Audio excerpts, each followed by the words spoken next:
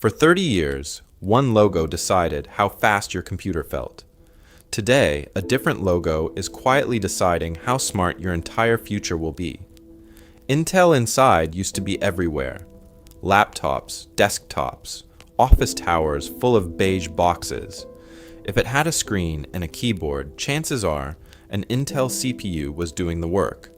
However, when you ask what powers ChatGPT, Midjourney, or the latest self-driving car prototype, the answer is almost never Intel. It's Nvidia. The gaming graphics company your friend used to overclock in his parents' basement is now the brain behind the AI boom. At its peak, Intel controlled more than 80% of the global PC CPU market and was worth hundreds of billions of dollars. It sat at the center of the Wintel empire, the Windows plus Intel duopoly that printed money and set the pace of personal computing.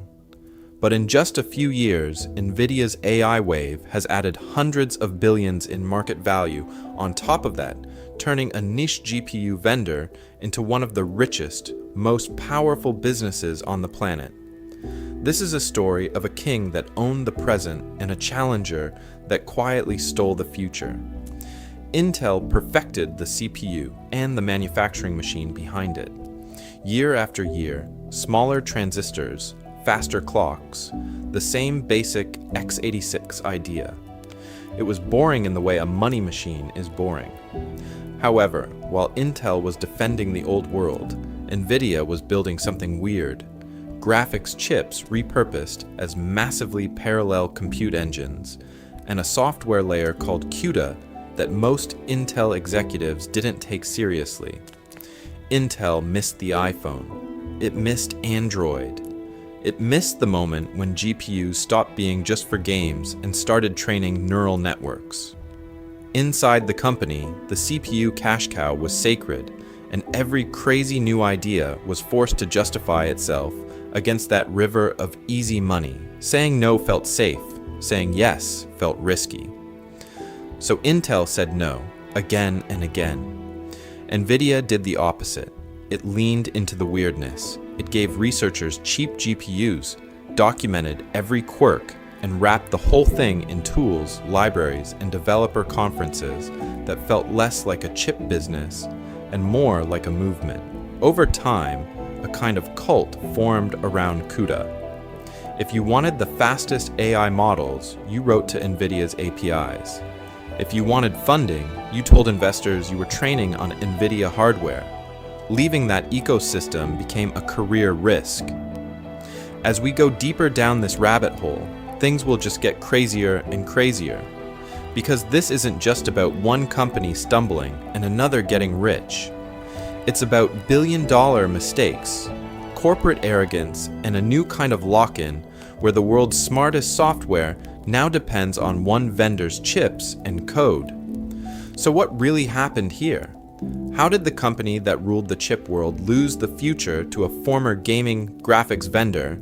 And is Nvidia quietly building the same kind of dangerous monopoly Intel once had, only bigger? Welcome to the spectacular rise and fall of Intel's dominance and the age of Nvidia everywhere. For 30 years, Intel decided how fast your computer would be. Today, Nvidia decides how smart your future will be.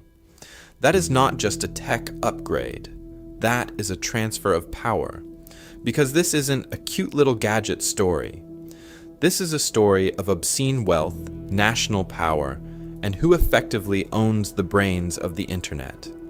When a handful of data centers can shape what every AI model learns, forget banner ads and app stores. We're talking about who gets rich, who gets left behind, and which governments stay relevant. On paper, Intel should still be that empire. At its peak, it controlled over 80% of the global PC CPU market. Intel Inside was everywhere. Wintel ruled the office, and the company's process engineers basically set the speed limit for the entire industry. If Intel moved to a smaller transistor node, the world's computers got faster. Simple, clean, profitable. However, that old world ran on a different religion. The CPU was king, the PC was the temple, and Microsoft was the high priest. Intel won by owning the CPU standard, the x86 instruction set, and the manufacturing behind it. It didn't need a cult. It had a monopoly wrapped in a Windows logo and an OEM rebate program. Nvidia looked nothing like that. It was the graphics side character, the card you bought so your games didn't look terrible. But while Intel was defending the throne, Nvidia was quietly starting something that looked, at the time, kind of crazy. A belief system around parallel compute called CUDA. CUDA launched in 2006 as a way for nerds to abuse gaming chips for math. Inside Intel, the serious money was still in CPUs and, briefly, in saying no to annoying side quests like the original iPhone chip. That single decision to pass on Apple's weird new phone would later be called a multi-billion-dollar mistake. Inside Nvidia, the annoying side quest was the whole point. Here's where the cult metaphor comes in. Nvidia didn't just sell silicon, it gave researchers and startups a language, tools, and a promise.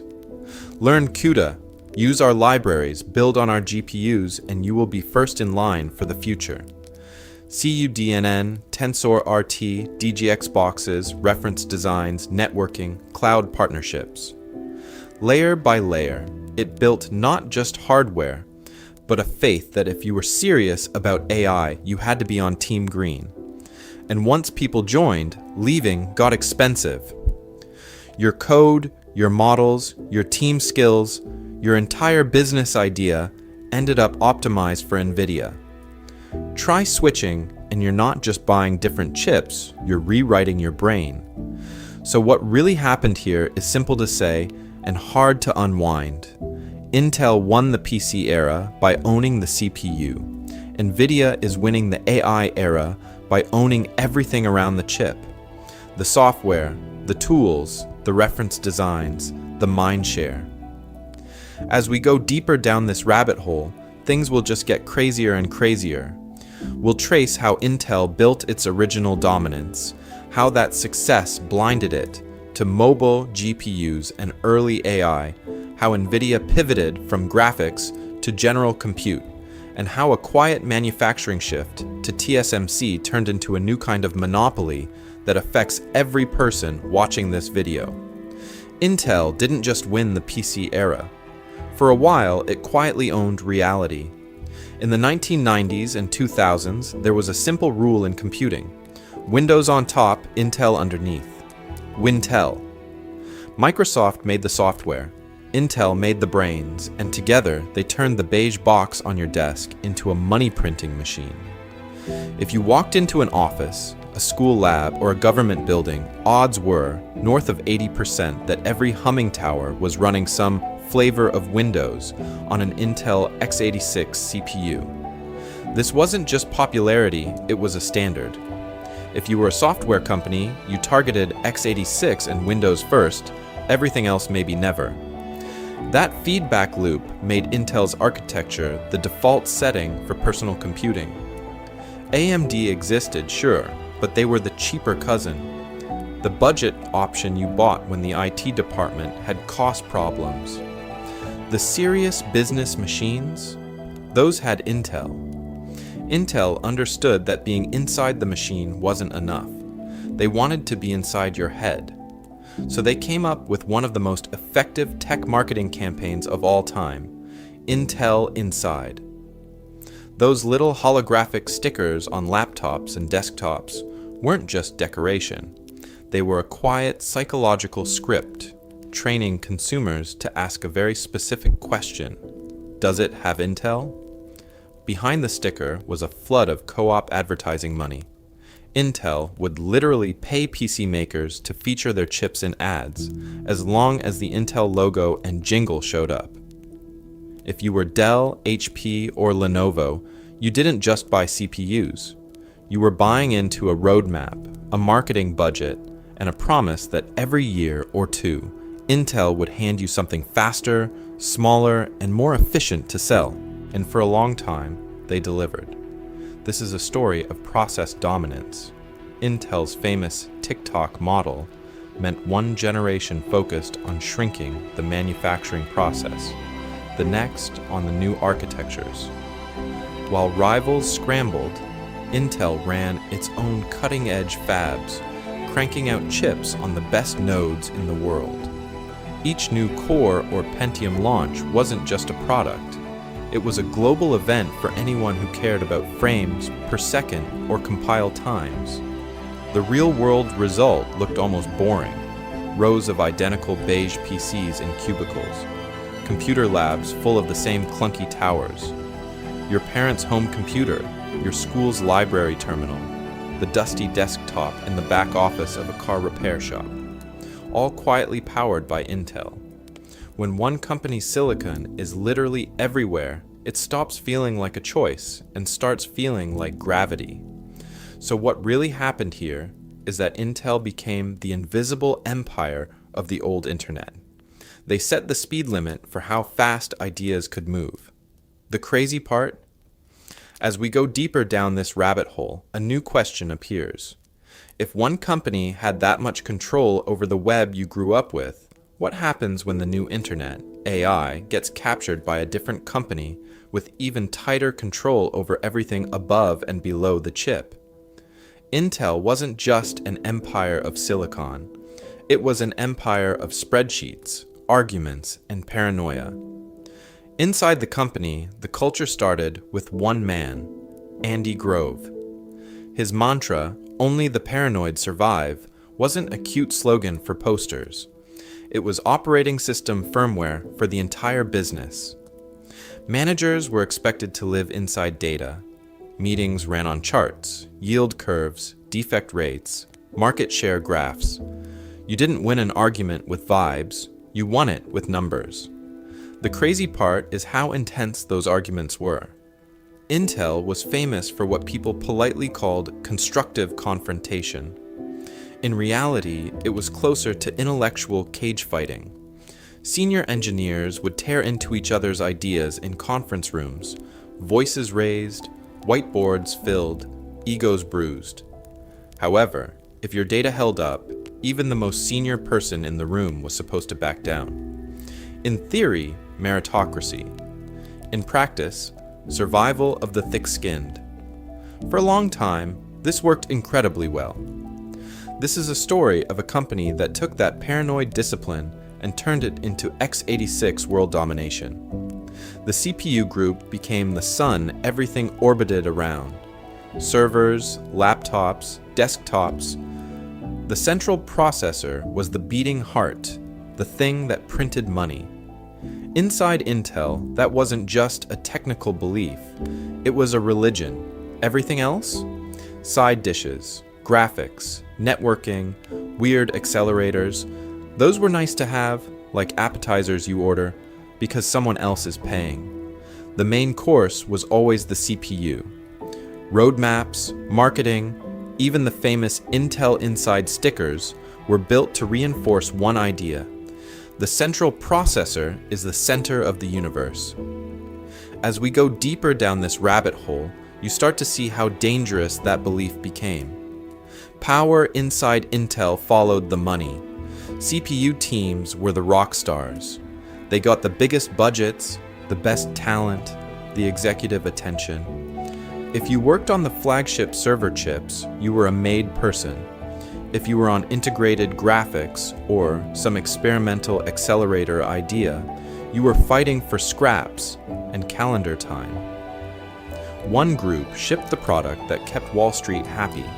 The others were mostly there to make that product look slightly better. This shaped how Intel thought about risk. When you're making billions from servers and PCs, every new idea gets evaluated through one question. Does this protect the franchise or threaten it? Low-margin, unproven markets look like problems, not opportunities. Why bet big on a strange new chip for phones or a graphics architecture for researchers when you can squeeze a few more points of performance out of Xeons and Core i7s? So what really happened here when the world started shifting away from big beige boxes under desks to tiny supercomputers in pockets? Inside Intel, the same culture that once crushed competitors began quietly filtering out anything that didn't serve the CPU crown. And in one meeting, with that mindset fully locked in, Intel would look at the future of computing, run the numbers, and literally say no to the chip that could have owned the smartphone revolution. Intel had the future of mobile sitting right in front of it, and it basically said, margins look bad. In the mid-2000s, as Apple was secretly building the first iPhone, Steve Jobs' team went shopping for silicon. They talked to Intel, not as some random vendor, but as the chip king that powered almost every rich person's laptop. Apple explored Intel as a potential supplier for the phone's modem and even its main processor. If anyone could give the iPhone serious brains, it was Intel. Inside Intel, though, the spreadsheets came out. Engineers were excited, but finance people and executives started doing what they did best: defending the PC and server cache machine. Mobile chips looked like a different business entirely.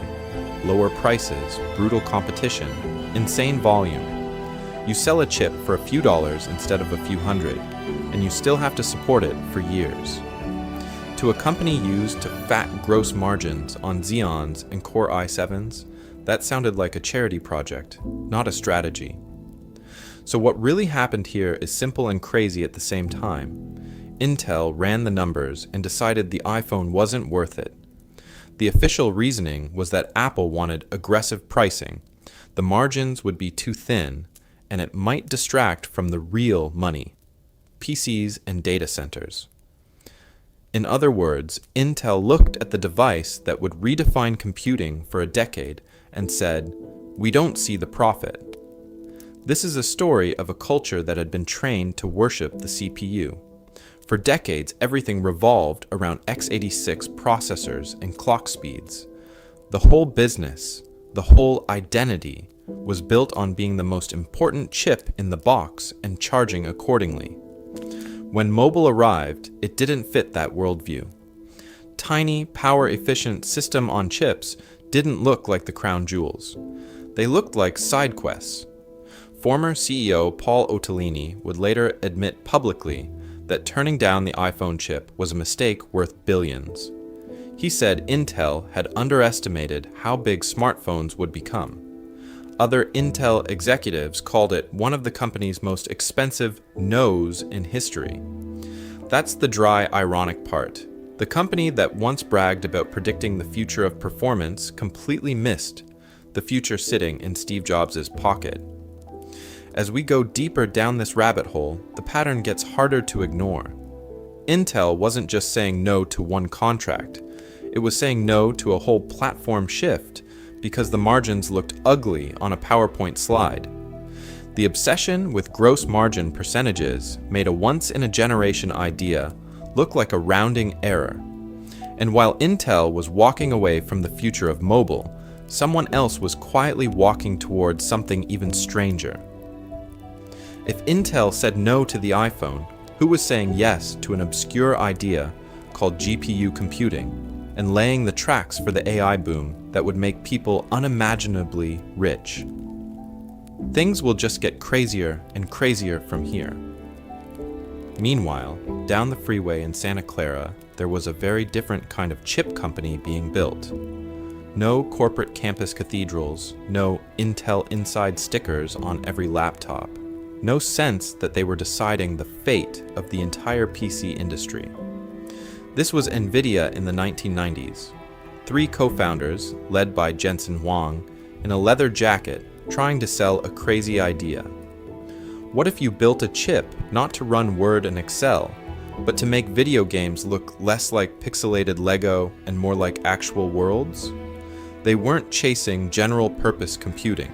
They were chasing graphics, motion, color, and the tiny slice of people who cared enough about frame rates to spend real money. In that era, Intel was the blue-chip giant. It set the pace of Moore's law, dictated what a CPU should be, and pulled in rich margins from every beige box on every office desk.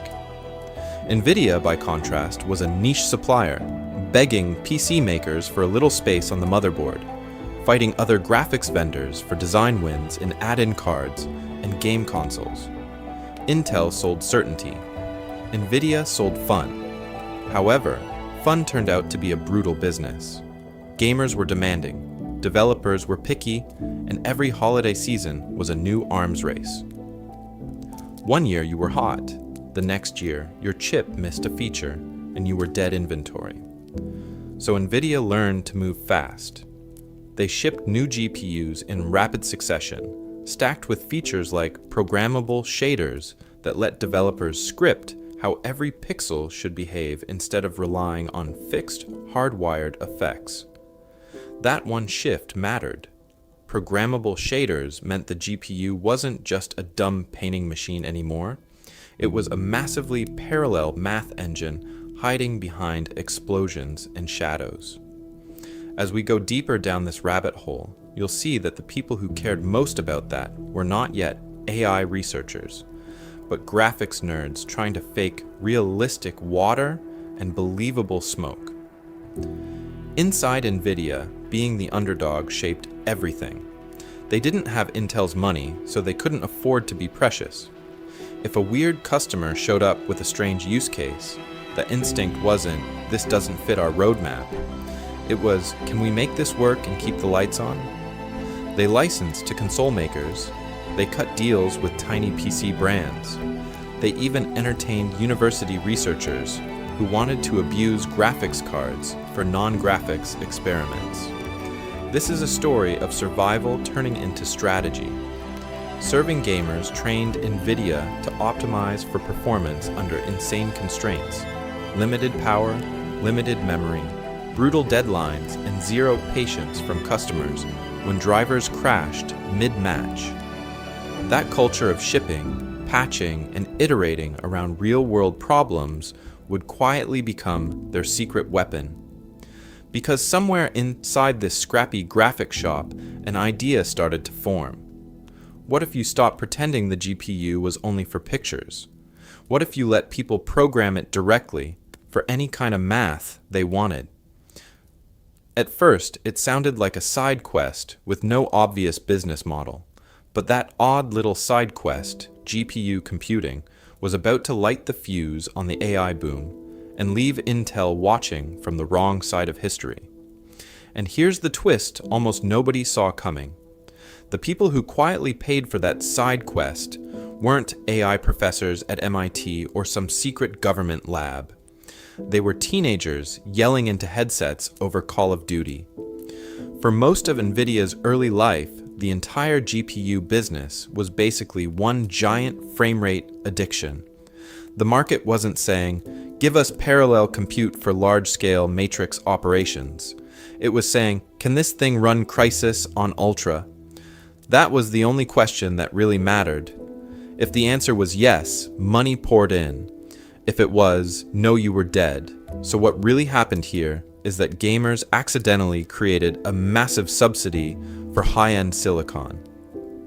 Every holiday season, millions of people lined up to upgrade, not because they cared about neural networks, but because they wanted higher resolutions, richer shadows, and explosions that looked just a little bit more real.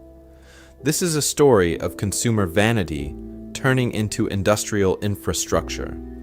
To win that arms race, Nvidia had to do something Intel didn't.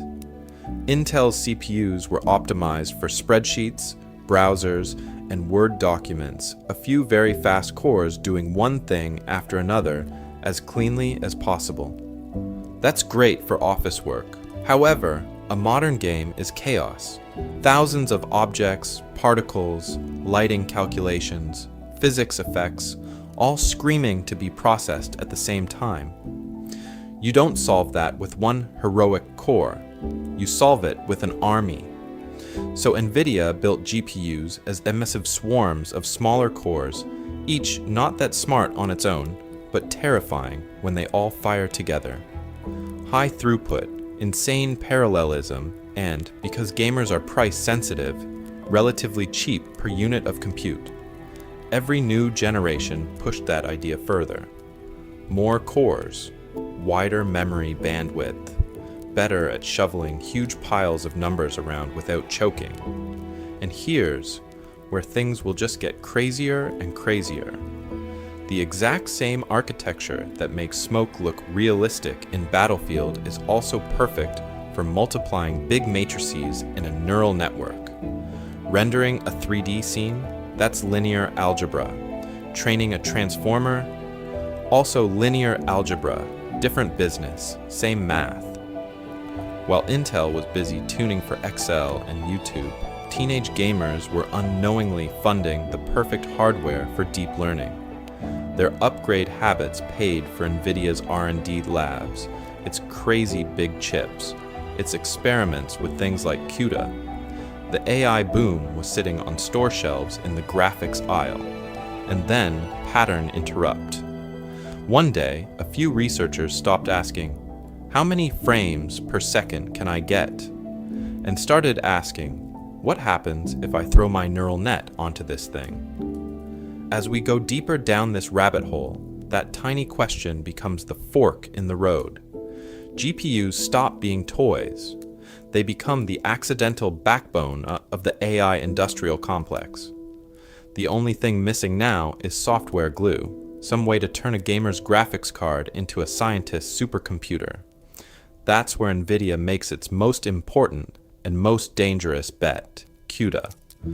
CUDA was Nvidia's crazy bet. Intel's crazy bet was not making one. Inside Intel in the 2000s, the GPU wasn't the future. It was furniture, something you bolted onto a motherboard so Windows could draw icons and play DVDs.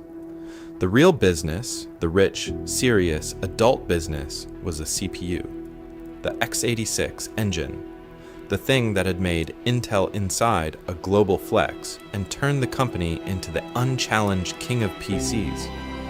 So what really happened here? Intel looked at GPUs the way landlords looked at Adam Neumann's baby clothes startup. Cute, but not exactly world-changing. Graphics were a checkbox feature. You needed good enough integrated graphics, so laptops could boot, browse, maybe run The Sims on low settings. Strategic compute engine? That phrase didn't even exist in their vocabulary yet. This is a story of philosophy baked into silicon. Intel's world was the CPU. A few insanely complex cores, each one optimized to squeeze every last drop of performance out of a single thread of execution. Branch prediction, out-of-order execution, giant caches, all tuned for one golden path of instructions. The GPU, by contrast, was almost rude in its simplicity. Hundreds or thousands of smaller cores, each kind of dumb on its own, but terrifying when you made them all work in parallel on the same problem. Inside Intel, that looked like a toy. Why would you bet the future on lots of slow things when you were rich, selling a few very fast things? If you've spent decades getting rewarded every quarter for single-thread performance, it's very hard to admit that some of the most important workloads of tomorrow might not care about your beautiful serialized masterpiece. They did try on paper. Intel's integrated graphics kept improving, but they were always budgeted and marketed like sidekicks. You didn't buy a laptop for the Intel GPU. You bought it for the Core i5 sticker, and the graphics just came along for the ride. When they finally swung big with Larrabee, the plan was almost comically on brand. Build a GPU out of lots of tiny x86 cores. In other words, win the graphics war without ever truly leaving CPU land. However, Larrabee was late, underpowered, and culturally orphaned. It never shipped as a real gaming GPU. Internally, it fought for resources against the crown jewels, mainstream CPUs that paid everyone's salary. As we go deeper down this rabbit hole, you start to see the problem wasn't just technology, it was identity. Intel was the CPU company. Anything that threatened that story had a way of getting slowed down, resized, or quietly killed. While Intel treated GPUs like extras in the movie, Nvidia was in the backlot rewriting the script. CUDA was about to turn the sidekick into the main character of the next computing era, and Intel wouldn't realize it until the cameras were already rolling. Jensen Huang was not supposed to be the main character of this movie. He was the guy in the black leather jacket talking about graphics cards, while Intel talked about the future of computing. But Jensen had a different idea of the future, and he was willing to bet the whole business on it. Inside Nvidia, engineers started noticing something weird. Researchers at universities and national labs were taking these gaming GPUs and breaking the rules. They weren't rendering dragons or explosions. They were hacking the chips to run fluid dynamics, protein folding, physics simulations. Wherever you needed to do billions of tiny calculations at once, GPUs were suddenly the rich kid at the party. This created a problem. In a good way, but still a problem. Every week, some PhD would email Nvidia with a Frankenstein setup, custom drivers, obscure toolchains, half-broken code that somehow made a GeForce card simulate the universe. It was crazy, it was fragile, and it hinted at something much bigger than graphics. So what really happened here? Jensen realized that if people were willing to torture his hardware this much, there was buried demand for something Intel's CPUs simply couldn't do. Massive parallel compute on demand. However, there was a catch. GPUs spoke a language designed for pixels, not physics. If Nvidia wanted to turn this science project energy into real money, it needed a way for normal developers, not just wizard-level researchers, to program GPUs directly. In 2006, Nvidia rolled the dice. They launched CUDA, a new programming model and toolkit that let you write C-like code and run it straight on the GPU for non-graphics tasks. No more pretending your simulation was a shader. No more back-alley hacks. CUDA said, this isn't just a graphics card anymore. This is a general-purpose parallel computer. On paper, it sounded almost boring. A software layer, some compilers, documentation. In reality, this was Nvidia declaring independence from the old script. Instead of being a component in someone else's PC, they were building their own world. An ecosystem where the GPU was the star and CUDA was the operating system. But this is a story of a very expensive bet. CUDA took years of investment before there was a clear market. Nvidia had to fund tools, libraries, and developer evangelists, while Wall Street still thought of them as the gaming card company. And because CUDA was proprietary, once they went down this road, they were locked in. If developers didn't show up, game over. As we go deeper down this rabbit hole, remember, in 2006, this looked like a niche science play. Some physicists, a few quants, maybe oil and gas. No one thought this toolkit would one day sit underneath ChatGPT.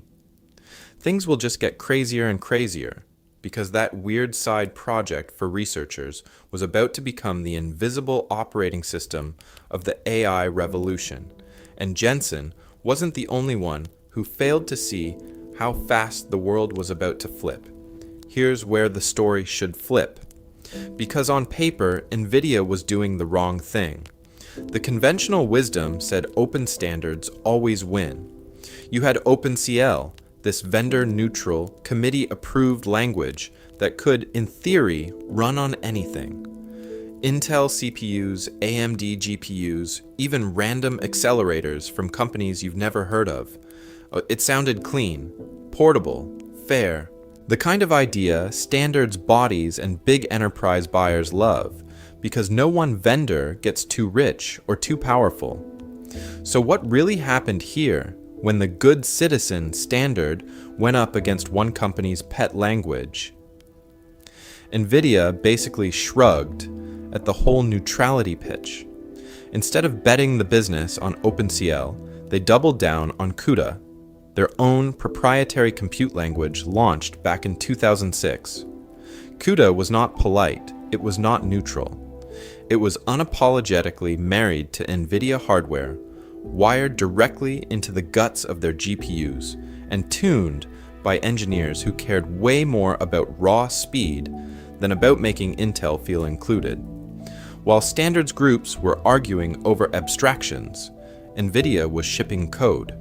Kernels got faster, libraries got richer. Each new GPU generation arrived with CUDA features that squeezed out a little more performance, a little less pain. It felt less like a language and more like a living organism growing around the hardware. Intel, of course, went the other way. They backed OpenCL, they talked about openness, about letting developers write once and run anywhere. Later, they rolled out one API, another attempt to create this vendor-agnostic layer where CPUs, GPUs, and custom accelerators could all live together in harmony. AMD and others joined the chorus. On slides, it looked great. In conference keynotes, it sounded like the future. However, as we go deeper down this rabbit hole, the reality in labs and startups looked very different. Researchers didn't want harmony. They wanted their models to train before the grant money ran out. Founders didn't want philosophical purity. They wanted a demo that didn't crash 5 minutes before the investor meeting. CUDA just worked. The tooling was better, the debuggers were less painful, the documentation actually answered the crazy edge case questions people had at 3 a.m. Benchmarks quietly showed Nvidia running faster than the supposedly portable alternatives. Every new deep learning paper on Archive dropped code that assumed CUDA. If you weren't on Nvidia, you weren't really in the conversation. This is a story of a closed, opinionated ecosystem turning into a kind of cult. You didn't just use CUDA, you joined it. You learned its quirks, you borrowed code from friends, you lived inside its forums. And the deeper you went, the harder it became to leave.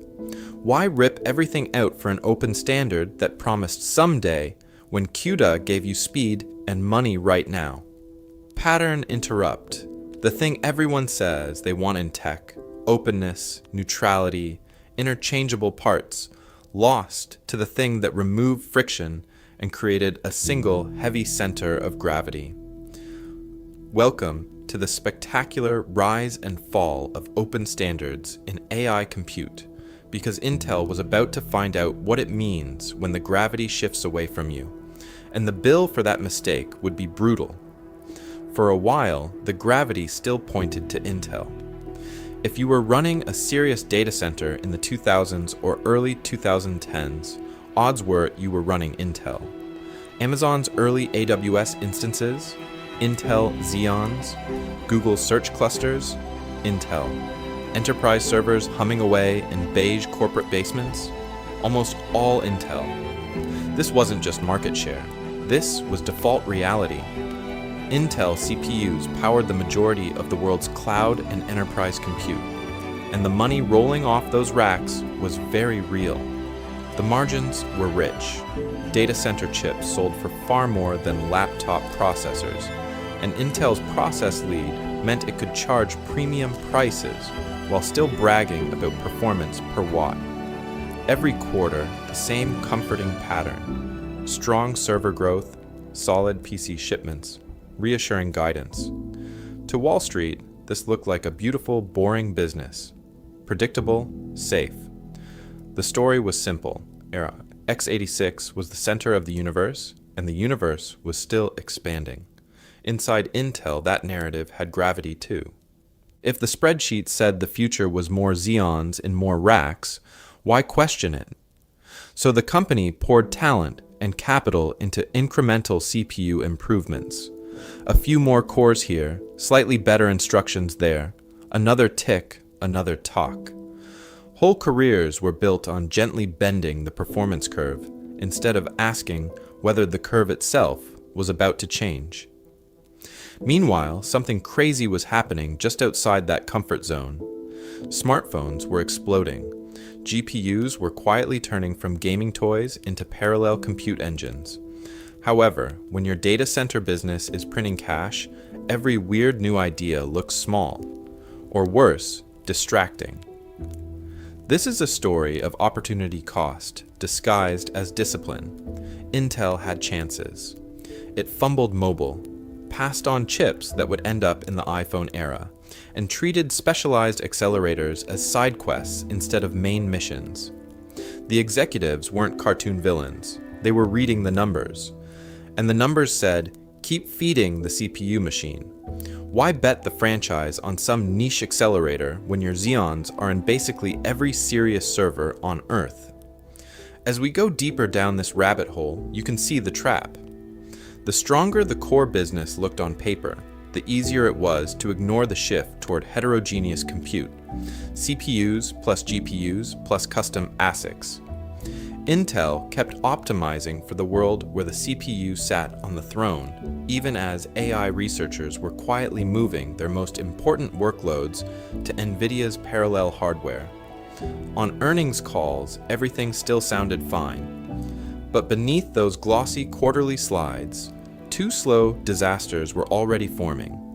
Intel's once legendary manufacturing engine was starting to sputter, and the company was about to miss the single biggest wave of compute demand since the PC itself, AI. And that's where things will just get crazier and crazier. Intel used to be physics in corporate form.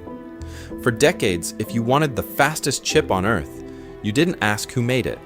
You just assumed it was Intel. This is a story of a company that didn't just design chips, it owned the factories that made them.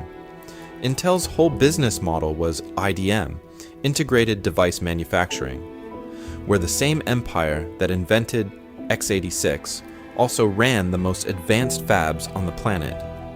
That tight loop between design and manufacturing let them squeeze every last electron for performance and keep the money rich and the margins even richer. For years, the pattern was simple. Intel would roll out a new process node, 90 nanometer, 65, 45, 32, and then drop a new CPU line on top of it. Faster, more efficient, higher clock speeds. Competitors like AMD were always one or two steps behind, renting capacity from foundries that were, frankly, second tier. Intel's process engineers were the quiet rock stars of Silicon Valley. However, as we go deeper down this rabbit hole, that invincible machine starts to look a lot more human. Around the mid-2010s, Intel promised a shiny new 10 nanometer process. Smaller transistors, better performance per watt, the next turn of Moore's Law. On slides, it looked beautiful. In the fabs, it was a mess. Yields were terrible. The chips that did come out working were expensive. Deadlines slipped, then slipped again. Intel had to keep refreshing its old 14 nanometer process just to stay in the game, while telling Wall Street then that everything was fine. It was like repainting the same car and calling it a new model year. Meanwhile, over in Taiwan, TSMC was quietly doing the thing Intel used to brag about. They shipped 10 nanometer, then 7, then 5, stacking up node after node, while Intel was still wrestling its 10 nanometer problems. And here's the twist. TSMC didn't sell its own chips. It rented its best manufacturing lines to fabless customers. That meant AMD, Nvidia, Apple, and a whole wave of hungry startups could just plug into the world's best process technology. No factories, no multi-billion-dollar capex headaches, just designs. Suddenly, Intel wasn't the automatic process leader anymore, and that broke the old model in a very real way. So what really happened here? When Intel lost that manufacturing edge, it lost the safety net around its CPU dominance. AMD jumped ahead on performance per watt in laptops and servers. Nvidia could build GPUs on TSMC's cutting-edge nodes that sipped power compared to Intel's aging silicon. The center of gravity shifted from the company that owned the fabs to the one that owned the most interesting ideas. And while Intel executives were arguing about roadmaps and yield curves, Nvidia was doing something far more dangerous. It was quietly filling TSMC's newest lines with chips not just for games, but for training neural networks at insane scale. Those chips were about to become the picks and shovels of the AI gold rush, and from this point on, things will just get crazier and crazier. But here's the twist. Almost nobody outside tech policy circles saw coming. Nvidia's secret weapon wasn't in California. It was sitting on an island 100 miles off the coast of China. This is a story of a third character in the Intel versus Nvidia drama.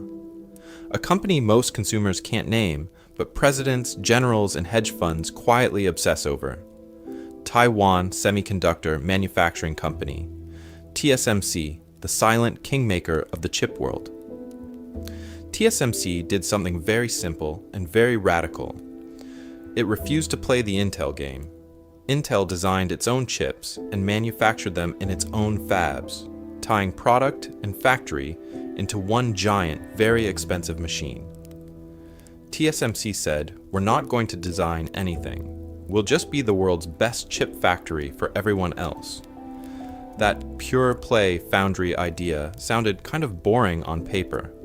No flashy consumer brand, no box on the Best Buy shelf. However, it solved a crazy set of problems for anyone trying to build cutting-edge chips. You didn't need to spend tens of billions of dollars on plants, equipment, and process research. You could pour your money into design, software, and frankly, getting rich if your designs took off. Nvidia leaned into this hard. Jensen Huang didn't have to worry about running a multi-billion-dollar fab in Arizona. He could worry about CUDA, new GPU architectures, and locking in every AI researcher on Earth. When TSMC rolled out 7 nanometer, Nvidia jumped. When 5 nanometer arrived, Nvidia jumped again. The bleeding edge manufacturing risk? That sat in Hsinchu, not Santa Clara. Intel didn't have that luxury. When its 10 nanometer process slipped, there was nowhere to run. Product roadmaps were chained to factory roadmaps. A delay in the fab became a delay in the Xeon CPU, which became a delay in every server OEM's plans. So what really happened here is that Intel's proud integrated model turned into a trap, while Nvidia's fabless model let it ride TSMC's wave without drowning in the cost. And here's the pattern interrupt. This isn't really Intel versus Nvidia, it's Intel versus Nvidia, with TSMC holding the stopwatch, the racetrack, and the trophy. If TSMC has a good year, Nvidia looks like a genius. If TSMC stumbles, the entire AI party gets very quiet, very fast. That's where the national security panic comes in. The most advanced chip factories on the planet are concentrated in Taiwan, right next to one of the tensest geopolitical borders in modern history. The chips that train large language models, guide drones, and run data centers for the world's richest governments are being printed in a place Beijing calls a core interest. As we go deeper down this rabbit hole, you'll see why Nvidia's dominance isn't just a business story anymore. It's a foreign policy problem. By the early 2010s, that foreign policy problem was being built in the least political place imaginable. A university computer lab trying to tell cats from dogs. AlexNet was not a business. It was a grad student science project with a crazy idea. What if you stack a bunch of artificial neurons into deep layers and just feed them millions of images until they learn? In 2012, this neural network entered ImageNet, the Olympics of image recognition, and it didn't just win.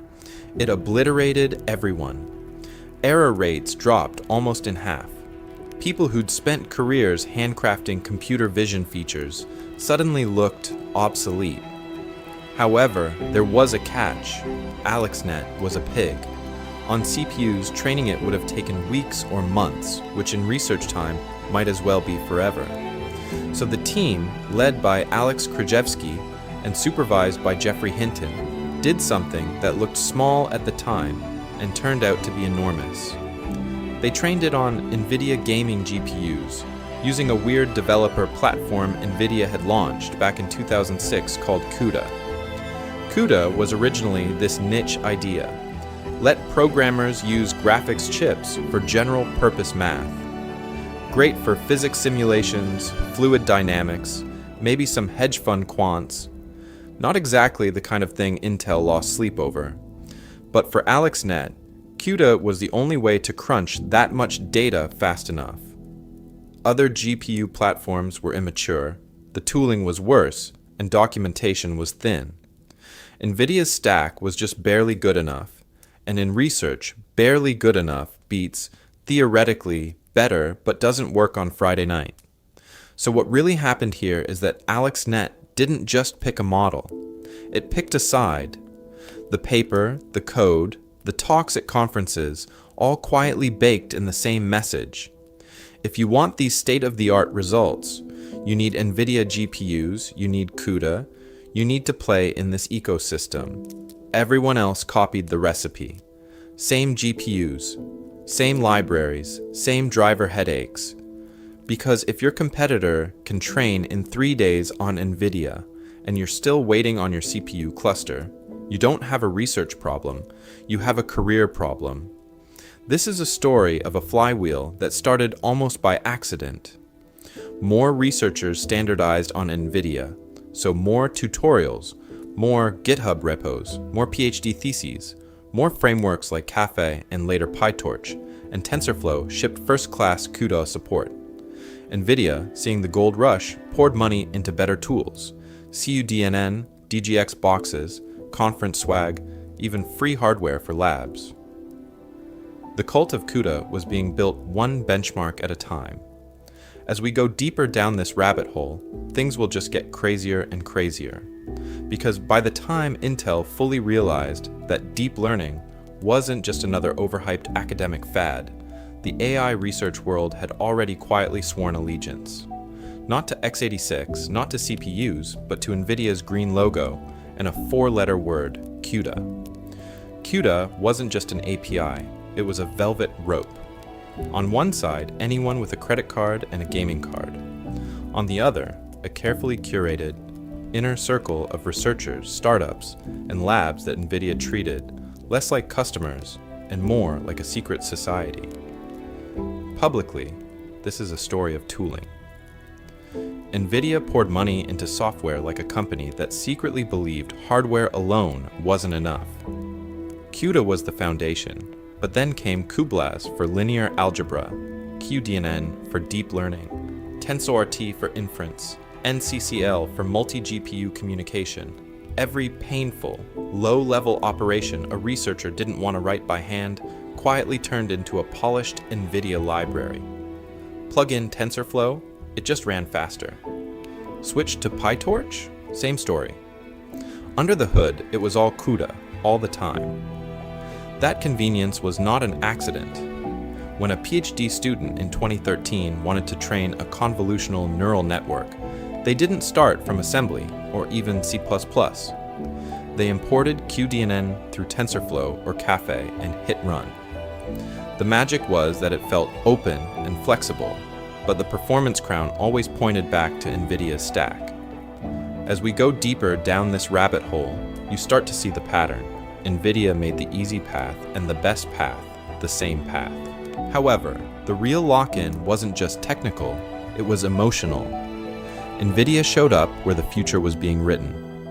They sponsored NIPS, ICML, CVPR. They handed out early access GPUs to influential labs at Stanford, Berkeley, Toronto. They shipped DGX boxes to hot AI startups at a discount, then put those logos on their slides like trophies. Jensen Huang wasn't just selling chips, he was shaking hands, answering emails, inviting researchers to private dinners, where he'd ask, almost casually, "What do you need next?" Imagine being a small lab that suddenly gets a stack of cutting-edge GPUs months before the rest of the world. Your papers get accepted. Your benchmarks top the charts. Your students graduate already fluent in CUDA. Are you really going to rip all that out later because some other vendor claims they're 10% cheaper? That's the lock-in mechanics at work.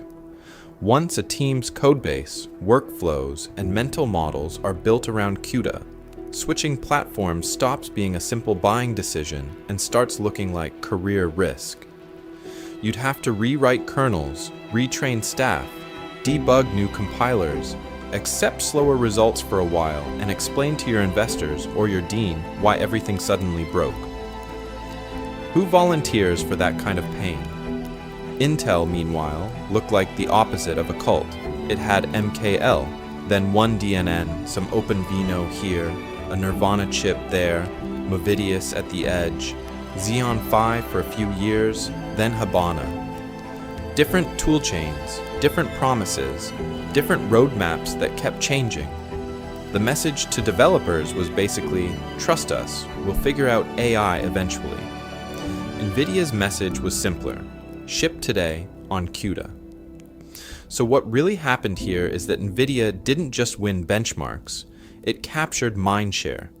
It sold an idea that the future of smart machines lived on its platform, and that being serious about AI meant being fluent in its language. That worldview would turn out to be incredibly rich, because when AI finally went mainstream, those cult members were already sitting inside almost every major data center on Earth. And when the money started flooding in, Nvidia's problem wasn't demand. It was something far more dangerous for Intel's old empire. Nvidia's problem was supply. Intel's problem was something way stranger. Nobody trusted its AI story. Because here's the pattern interrupt. Intel didn't ignore AI. It actually tried everything. You just haven't heard of most of it. This is a story of the ghost chips of Silicon Valley. First, there was Xeon Phi, born from Intel's supercomputing dreams, sold as a many-core accelerator card that could compete with GPUs without forcing you to abandon x86. On paper, great idea. You got familiar servers, lots of cores, and the comfort of Intel's brand. In reality, it was hot, power-hungry, late, and confusing. Was it a CPU, a GPU, a math coprocessor? Even Intel's own sales team seemed unsure. So what really happened here is simple. While Nvidia said, use our GPUs for training and inference, here's CUDA, here's QDNN, go build. Intel kept changing the channel mid-sentence. They bought Nirvana systems for around $400 million, hyped custom, deep learning chips, and promised to leapfrog GPUs entirely. Developers got excited for about 5 minutes. Then Intel quietly killed the flagship Nirvana line in favor of a different bet. Habana Labs, another acquisition, another AI accelerator architecture, another set of software tools, another promise that this one really would scale your models better and cheaper than Nvidia.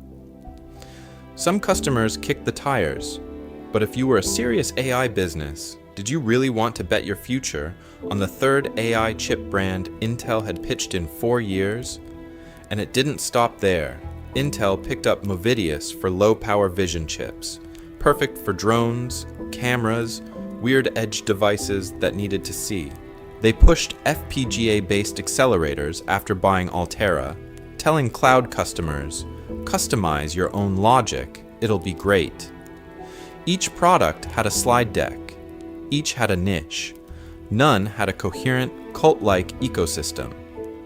As we go deeper down this rabbit hole, things will just get crazier and crazier.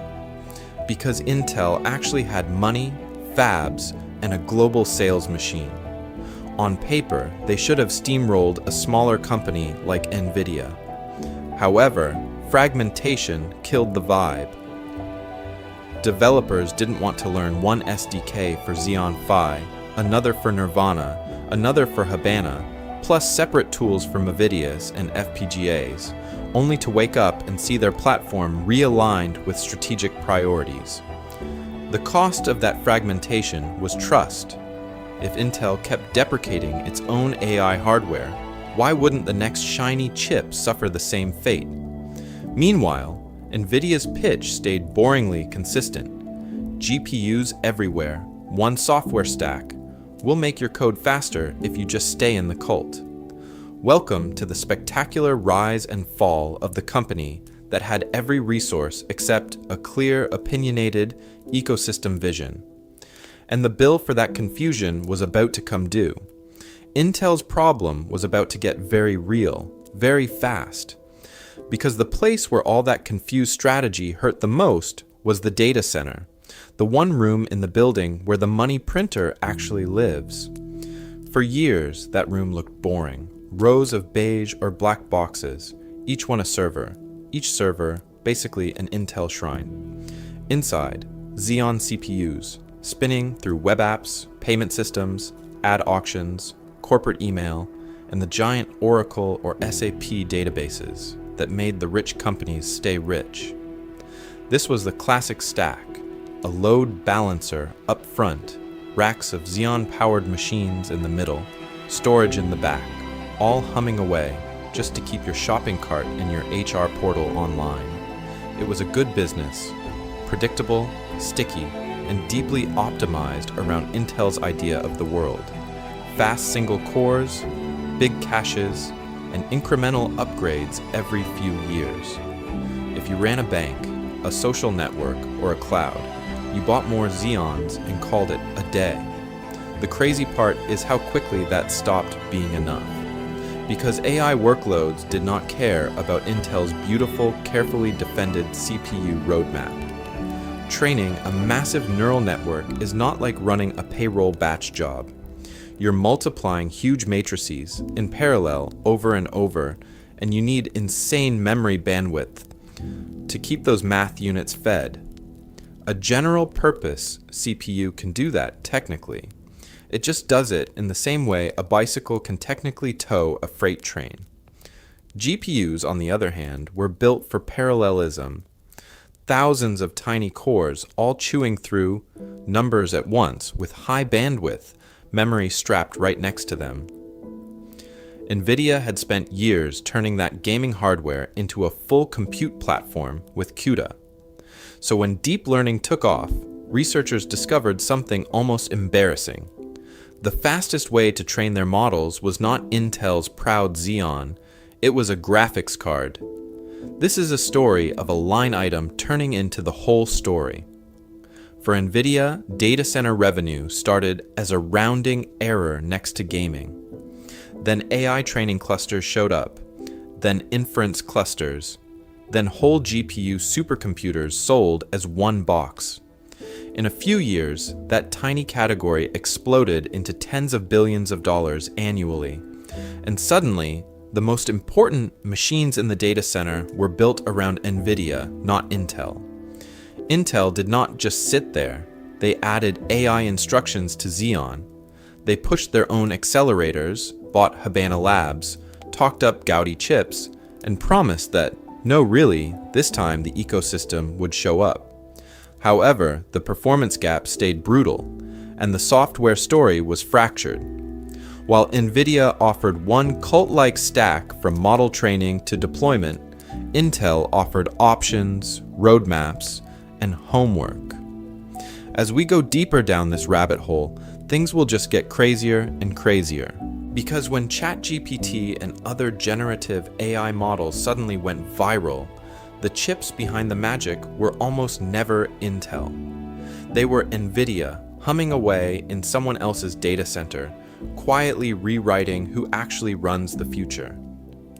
ChatGPT looked like a toy, a friendly text box, a blinking cursor, and a chatbot that could write essays, code, poems, and break up texts on command. But overnight, this toy went from curiosity to cultural event, pulling in 100 million users faster than any consumer app in history. Everyone saw the interface, almost no one saw the engine room. Because behind that chat window weren't a few laptops in a San Francisco loft.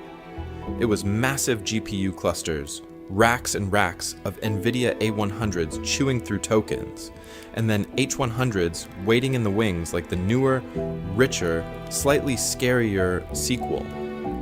OpenAI's magic trick was really a brutal physics problem. How fast can you multiply matrices if you throw an insane amount of silicon and electricity at them? This is a story of a simple realization. Large language models are basically money-burning machines that turn GPU time into intelligence. The more GPUs you have, the smarter your model can get, and the faster you can ship the next viral demo. Suddenly, every serious AI lab woke up to the same crazy truth. If you didn't have Nvidia, you didn't really have a future. So what really happened here is that ChatGPT didn't just make generative AI mainstream, it triggered a modern gold rush. Only the gold wasn't in the river, it was in Nvidia's supply chain. Startups were begging cloud providers for just a few hundred A100s. Established companies were quietly hoarding capacity, locking in multi-year deals. There were founders bragging about their GPU allocation, the way people once bragged about their Series A. However, even the giants had problems. Meta, Google, Amazon, even Microsoft with its OpenAI deal, all found themselves competing for the same H100 shipments. Internal emails started to sound less like product roadmaps and more like wartime logistics. Who gets how many cards, in which region, by what quarter? You weren't just planning features anymore. You were planning around freight, fab slots, and data center power. And Nvidia? Nvidia was suddenly the only shop in town selling picks, shovels, and the entire mining rig. H100s were priced like luxury sports cars, but the margins looked closer to software than hardware. Their data center business turned into a cash-generating machine, throwing off billions while everyone else did the risky part. Building products, signing customers, and praying their burn rate didn't outrun their GPU lease. As we go deeper down this rabbit hole, the power shift gets clearer. Owning the smartest model wasn't just about better research or a clever idea anymore. It was about whether Jensen Huang would sell you enough silicon to even compete. And the real cliffhanger is this: if one company effectively controls who gets the GPUs, who actually gets to build the next generation of AI at all? That sounds like a nerdy supply chain issue. It's not. It's a national security problem. Because once chips stop being just faster graphics and start being the brains behind surveillance systems, cyber weapons, and economic planning models, governments stop treating Nvidia like a cool gaming company and start treating it like a strategic weapons supplier. Advanced AI isn't just about smarter chatbots. It's about who gets better intelligence, better hacking tools, and better ways to move money and power around the world. This is a story of governments quietly realizing that whoever controls the most advanced AI compute controls the tempo of the future. You want to break enemy encryption faster? You want to sift through oceans of intercepted data for one suspicious pattern? You want to simulate an entire economy before you pull the trigger on sanctions. That's not some spy movie fantasy anymore. That's GPU time. So what really happened here is that a commercial product turned into a geopolitical bargaining chip. The US literally tells Nvidia which chips it's allowed to sell to which countries. High-end GPUs for data centers? Those now sit on export control lists, right next to things like advanced missiles and nuclear tools.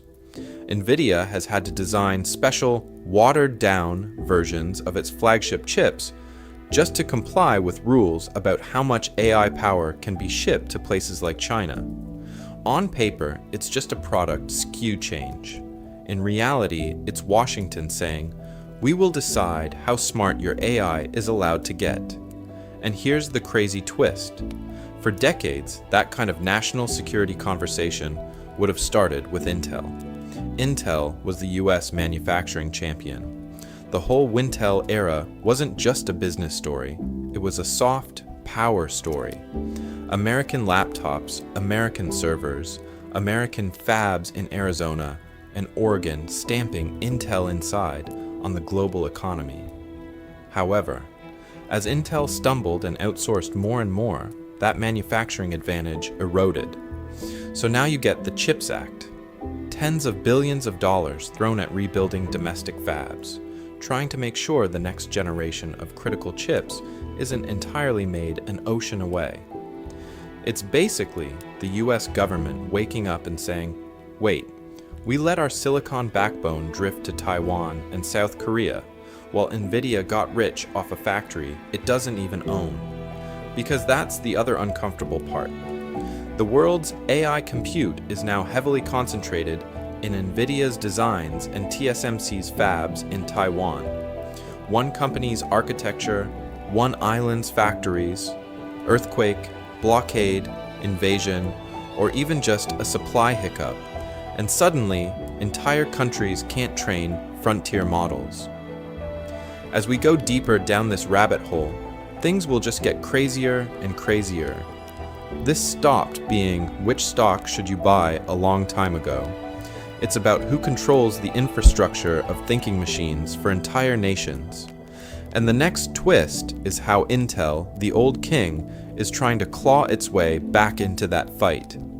Intel tried to win this new war with a faster chip. Nvidia showed up with an entire universe. This is a story of a company that realized early that in AI the chip is just the starting point. The real money and the real power live in everything wrapped around it. So while Wall Street was still arguing about clock speeds and cores, Nvidia was quietly building an AI stack that now looks almost impossible to dislodge. At the bottom are the celebrity chips you've actually heard about, the A100, then the H100. These aren't just GPUs, they're the basic atoms of modern AI designed from day one to be chained together into giant training clusters. But Nvidia didn't just throw silicon over the wall and hope customers figured it out. They packaged these GPUs into DGX systems, pre-built AI boxes with the cards, the CPUs, the storage, the power, the cooling, all tuned to work together. You don't buy parts, you buy a shrink-wrapped supercomputer. Then they went after the wires between the boxes. In 2020, Nvidia bought Mellanox, the networking company whose high-speed InfiniBand gear quietly powered a lot of the world's fastest supercomputers. That meant Nvidia now controlled not only the compute inside each server, but the fabric that stitches thousands of them into one giant brain. Chip to board, board to rack, rack to data center. It's all one integrated nervous system. However, the real lock-in lives in the software. Back in 2006, when this still sounded like a weird science project, Nvidia launched CUDA, a programming model that let developers treat the GPU as a general-purpose parallel computer. On top of that came cuDNN for deep learning, plus libraries for everything from recommendation systems to genomics. Then they made sure frameworks like TensorFlow and PyTorch ran best on their stack. If you're a researcher with a crazy new model idea, you don't start from zero. You start from Nvidia's code. The value of that integration is brutal. Nvidia can optimize the whole pipeline end to end. The GPU architecture, the DGX box, the Mellanox switches, the drivers, the libraries, even the reference model implementations. Out of the box, you get performance that a rival trying to stitch together random CPUs, GPUs, NICs, and open source drivers just can't match without hiring an army. Why reinvent the plumbing when Nvidia already made the water pressure insane? To make it even easier, Nvidia publishes reference architectures, literal blueprints for AI supercomputers. Want a ChatGPT style cluster? Here's the rack layout, power budget, cooling plan, networking topology, and software stack. Cloud providers and big banks don't have to guess. They just copy the template and write a big check. Intel, by contrast, spent years selling a more modular, you-figure-it-out approach. CPUs here, accelerators there, networking from someone else, and a patchwork of software tools that never felt like one coherent story. Great if you love integration problems. Less great if you just want your model trained before the board meeting. So what really happened here is that Nvidia stopped being a chip vendor and became the default operating system for serious AI. And once you control the default, the next question is chilling. What happens when the old king finally realizes the new kingdom is built on someone else's stack? Intel's reaction was not subtle. It was everything, everywhere, all at once. If Nvidia was quietly building one GPU empire, Intel started throwing product lines at the wall like it was speedrunning a comeback montage. On one side, you had Arc, Intel's discrete GPU brand, pitched as the answer to Nvidia, and AMD in gaming, and eventually AI.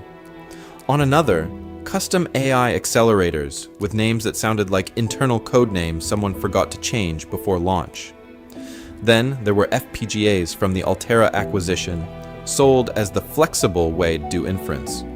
And hovering over all of it, the old king itself, x86 CPUs, now with shiny new AI instructions and marketing slides promising AI everywhere on your laptop. In isolation, each idea made sense. Together, it started to look like a buffet line with no menu.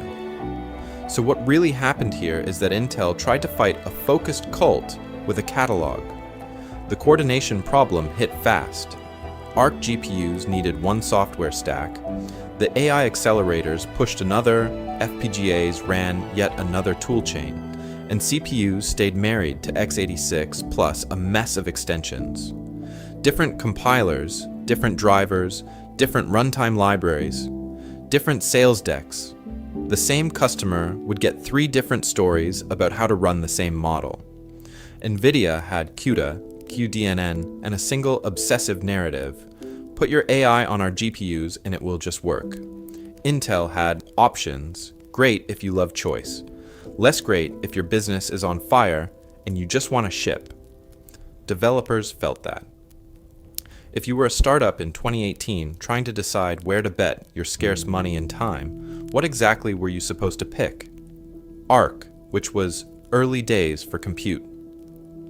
Xeon with AVX512 and AI instructions that looked good in benchmarks but needed hand-tuned code.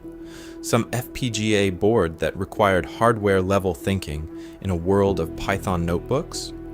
And every year, roadmaps shifted, branding changed, and entire product lines were refocused. As we go deeper down this rabbit hole, the crazy part is that Intel wasn't just fighting product confusion, it was fighting time. Nvidia had launched CUDA back in 2006.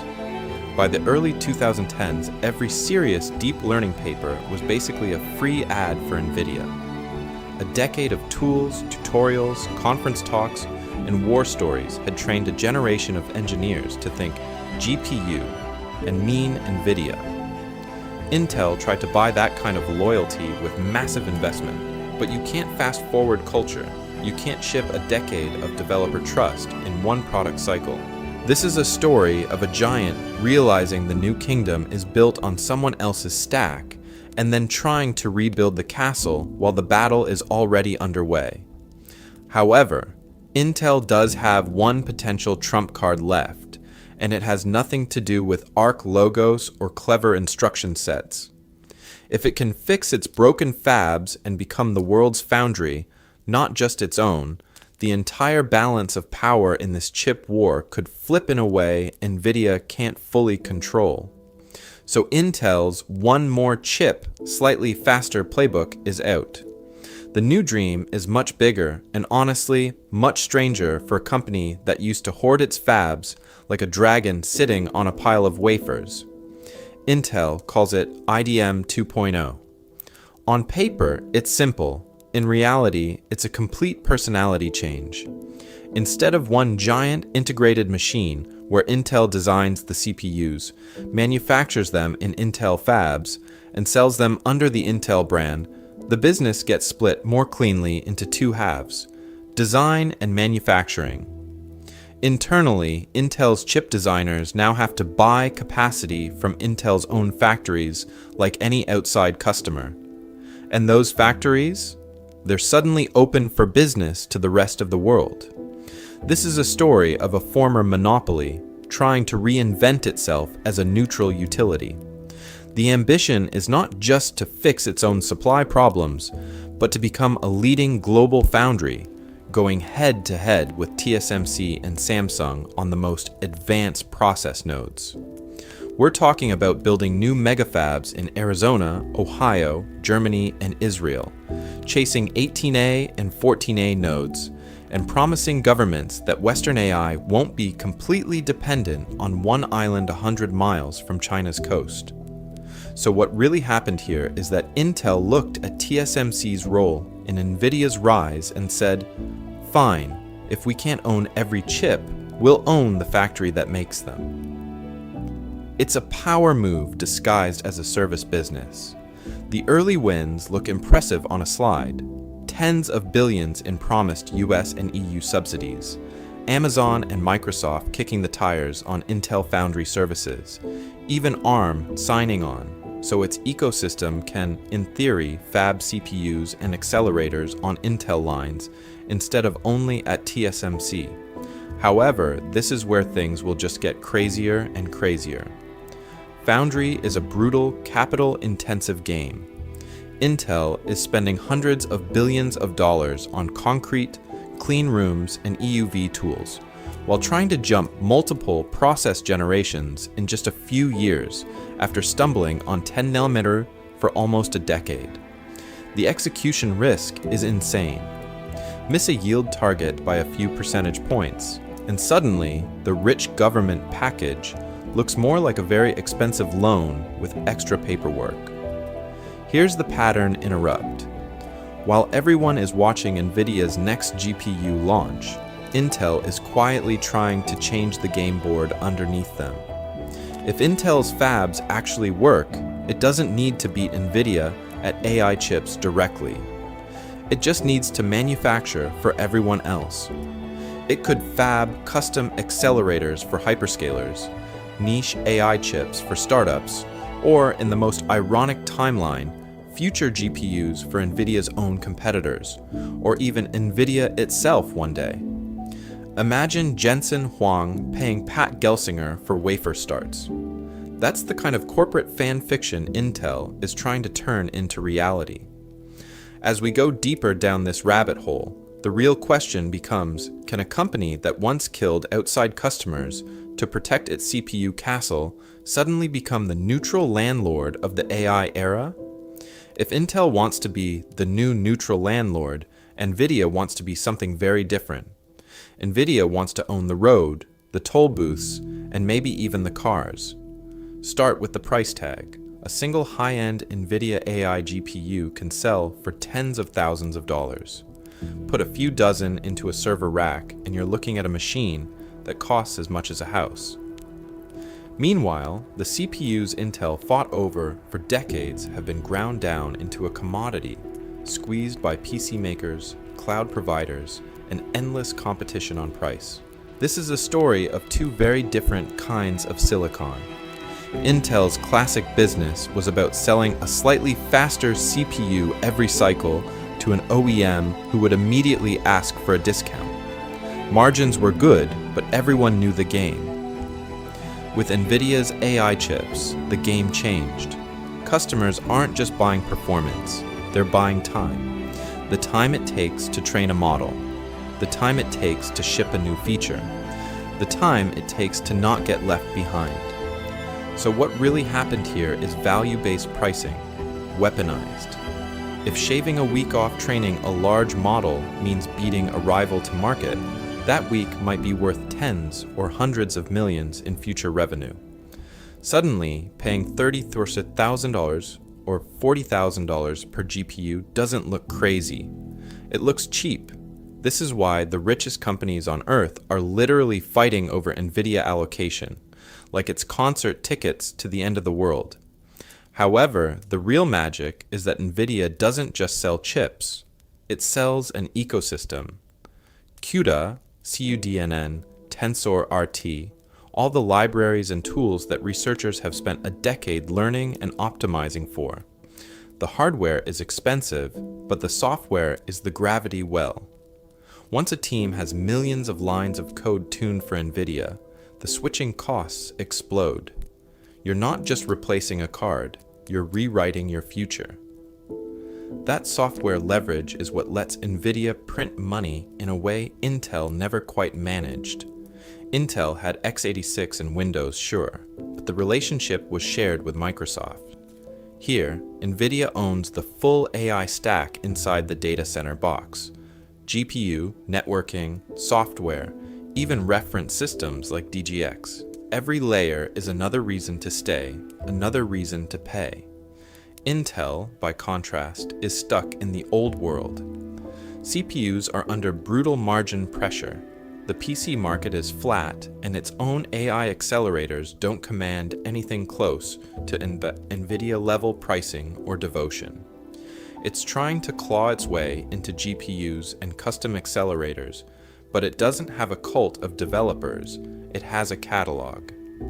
As we go deeper down this rabbit hole, the uncomfortable question becomes, if Nvidia is the toll booth on the road to AI, how high can it keep raising prices and tightening control before customers revolt, or regulators decide this money machine has become too powerful to ignore? Intel had already missed one revolution. It was about to miss an even bigger one, and this time the threat wasn't hiding in a data center. It was in your pocket. Roll back to the late 2000s. Smartphones are exploding. The iPhone is this weird luxury gadget that suddenly everyone wants, and Intel looks at the whole thing like it's a side quest.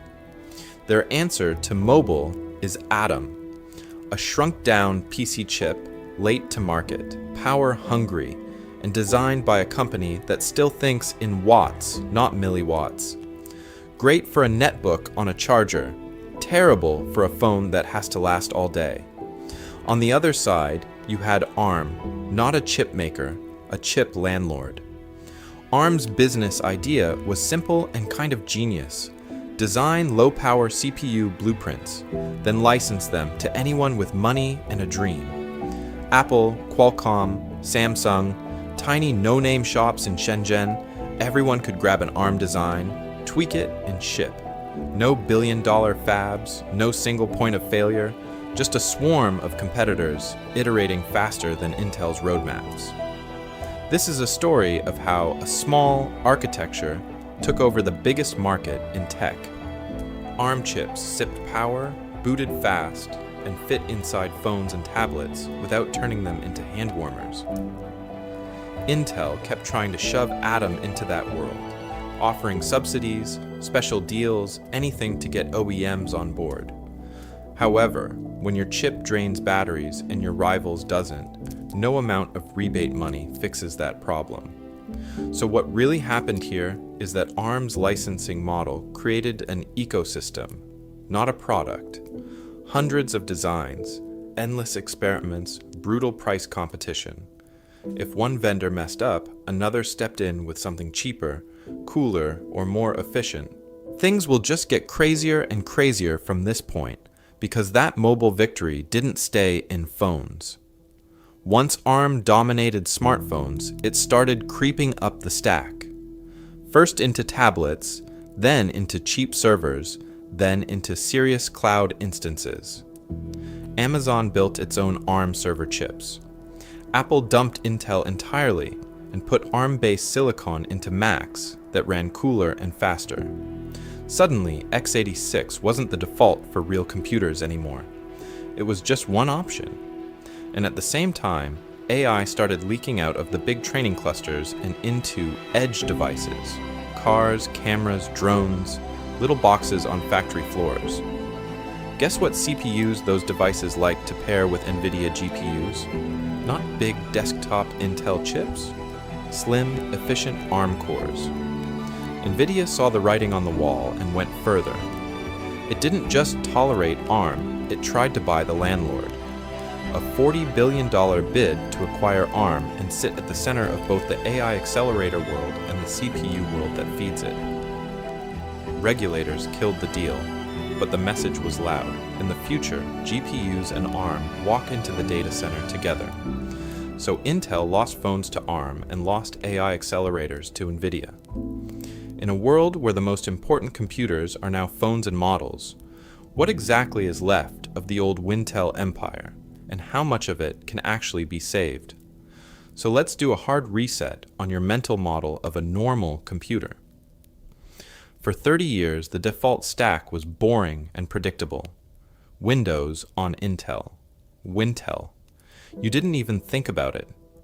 If you were buying a PC, the only real question was how much money you wanted to spend for slightly less terrible performance and slightly fewer problems. However, as we go deeper down this rabbit hole, the center of gravity has quietly moved. The new normal stack is not Windows plus Intel anymore. It's Nvidia GPUs running AI frameworks, often bolted to ARM CPUs in the background. The logo that matters is no longer the little Intel inside sticker on the laptop. It's the invisible Nvidia tax on every serious AI workload. You can see it most clearly in the cloud. Open up AWS, Google Cloud, Azure. The premium instances, the ones startups brag about in pitch decks, read like a new dialect. ARM-based Graviton plus Nvidia A100. Ampere ARM cores plus Nvidia H100. Nobody is flexing about their x86 cores. They're flexing about how many GPUs they managed to grab before the waitlist filled up. At the edge, it's the same story. Cars with Nvidia drive boards, glued next to ARM-based automotive SoCs. Drones and robots built on Jetson modules. ARM CPU, embedded Nvidia accelerator. Entire AI stack pre-installed. Even that smart security camera in a warehouse might be an ARM system on chip, quietly offloading vision models to a tiny Nvidia GPU. So what really happened here is that the question flipped. In the Wintel era, every buyer and every developer started with one filter. Does it run on x86 and Windows? Today, for anyone doing real AI, the filter's painfully simple. Does it support CUDA and Nvidia GPUs, or are we about to make our lives 10 times harder for ideological reasons? This is a story of a psychological shift as much as a technical one. In the 90s, founders building ATI PC software thought Intel first by default. You tuned for Pentiums, you prayed your code didn't break on some weird Celeron, and that was the game. Now, the serious AI founders think Nvidia first. They design their models, their training loops, even their fundraising decks around how many CUDA cores they can afford. And here's the pattern interrupt. We don't really live in a Wintel world anymore. We live in something closer to Nvidia ARM. It sounds like a bad sci-fi villain, but it's a pretty accurate description of who actually runs the most important computers on Earth. Things will just get crazier and crazier from here, because once a stack becomes the default, it starts to rewrite the rules for everyone else. The only question now is who dares to challenge Nvidia ARM, and what it would take to break that spell. Once a stack becomes the default, it doesn't just rewrite the rules. It starts to feel like a belief system, and Nvidia has been very careful to sell that belief, not just the silicon that runs it. Watch a Jensen Huang keynote, and it sounds less like a product launch and more like a sermon about the future. He doesn't say, we're shipping a faster GPU. He talks about democratizing AI, accelerating the world's largest industries, and advancing humanity like he's inviting you to join a movement. The black leather jacket, the pacing, the pauses, it's part Steve Jobs, part tech preacher, and very intentionally so. Because this is a story of a chip company that realized chips are boring, but destinies are not. When Jensen stands on the GTC stage and tells a room full of developers that they are AI factories building the next industrial revolution, he's not just hyping performance numbers. He's giving them a role in a much bigger story. You're not just renting compute, you're helping to invent the future of intelligence. So what really happened here is that the sales pitch turned into a shared identity. Inside and outside Nvidia, that identity comes with rituals. There's GTC, which started as a graphics conference and mutated into something that looks suspiciously like a yearly pilgrimage. People line up to hear about new architectures, like their album drops. Startups time their fundraising announcements to it. Researchers angle to get their work featured in keynotes. Then there are the developer programs, CUDA boot camps, Discord servers, Slack groups, badges, swag, early access. It's not just support, it's initiation. You can see it in the way some AI practitioners talk. They don't just say, we use Nvidia. They say, we're an Nvidia shop. The way a WeWork employee once said, we're changing how people live and work. There's a kind of fan energy around new GPUs, DGX boxes, even obscure software libraries. People meme the product code names. They joke about selling a kidney for an H100. But the crazy part is, the waitlists are real. And that narrative is incredibly effective at attracting both talent and customers. If you're a top engineer, do you want to join the company that sounds like an insurance commercial, or the one promising to ignite the next wave of AI factories and make everyone rich on the way there? If you're a CEO, do you want to tell your board you bet on the safe option or the obvious winner powering ChatGPT and every hot startup in your portfolio? As we go deeper down this rabbit hole, you can see how the mission starts to close the deal before the pricing sheet even shows up. Contrast that with Intel. For decades, Intel Inside meant reliability, process leadership, and very serious people in blue shirts talking about nanometers, great engineering, terrible myth-making. Their messaging still sounds like a datasheet that learned to walk. In a hype-driven AI era, consistent performance per watt doesn't compete with, we are building the brain of the modern economy. However, every cult has a downside. When one company's mission becomes the default story about intelligence itself, the problems don't just show up in their earnings report. They show up in who gets to build, who gets locked out, and what happens if the high priest of AI ever stumbles. And that's where things will just get crazier and crazier. For a whole generation, Intel wasn't just a logo. It was the sound of the future. In the 1990s and 2000s, that four-note Intel Inside jingle might as well have been the national anthem of personal computing. You had the bunny suit commercials with engineers dancing around spotless fabs, Pentium launches treated like movie premieres, and magazine covers breathlessly explaining why a new Intel chip made your PC blazing fast. If you bought a computer without Intel, you didn't feel smart. You felt cheap. Back then, Intel didn't just sell CPUs, it defined what fast meant. Wintel ruled the world, and Intel's process roadmap was treated like a law of physics. Every 18 to 24 months, the chips got smaller, the clocks got higher, and the money rolled in. This is a story of a company that looked untouchable.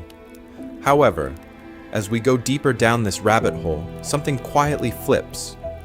Ask a modern AI founder what hardware they're building on, and you'll hear a pattern. Nvidia, maybe some AMD, maybe TPUs if they're at Google. Intel, that's the CPU in the cloud instance they inherit from their DevOps guy. It's the default box the operating system boots on, not the platform they brag about in the pitch deck. Inside AI circles, Intel has become the CPU company in a world that worships accelerators. It's the thing you need, like electricity or air conditioning, but no one starts a cutting-edge AI business by talking about their amazing air conditioner. When people say we're an Nvidia shop, it signals ambition. Saying we run on Intel sounds like saying we pay rent? Necessary, boring. So what really happened here? Years of delays and missed bets turned the one-time speed king into the guy who shows up late to every important party. Intel stumbled going from 14 nanometer to 10 nanometer while TSMC raced ahead, slipped on mobile when it passed on the iPhone, and kept promising new GPUs and AI accelerators that either arrived late, arrived half-baked, or arrived just in time to be irrelevant.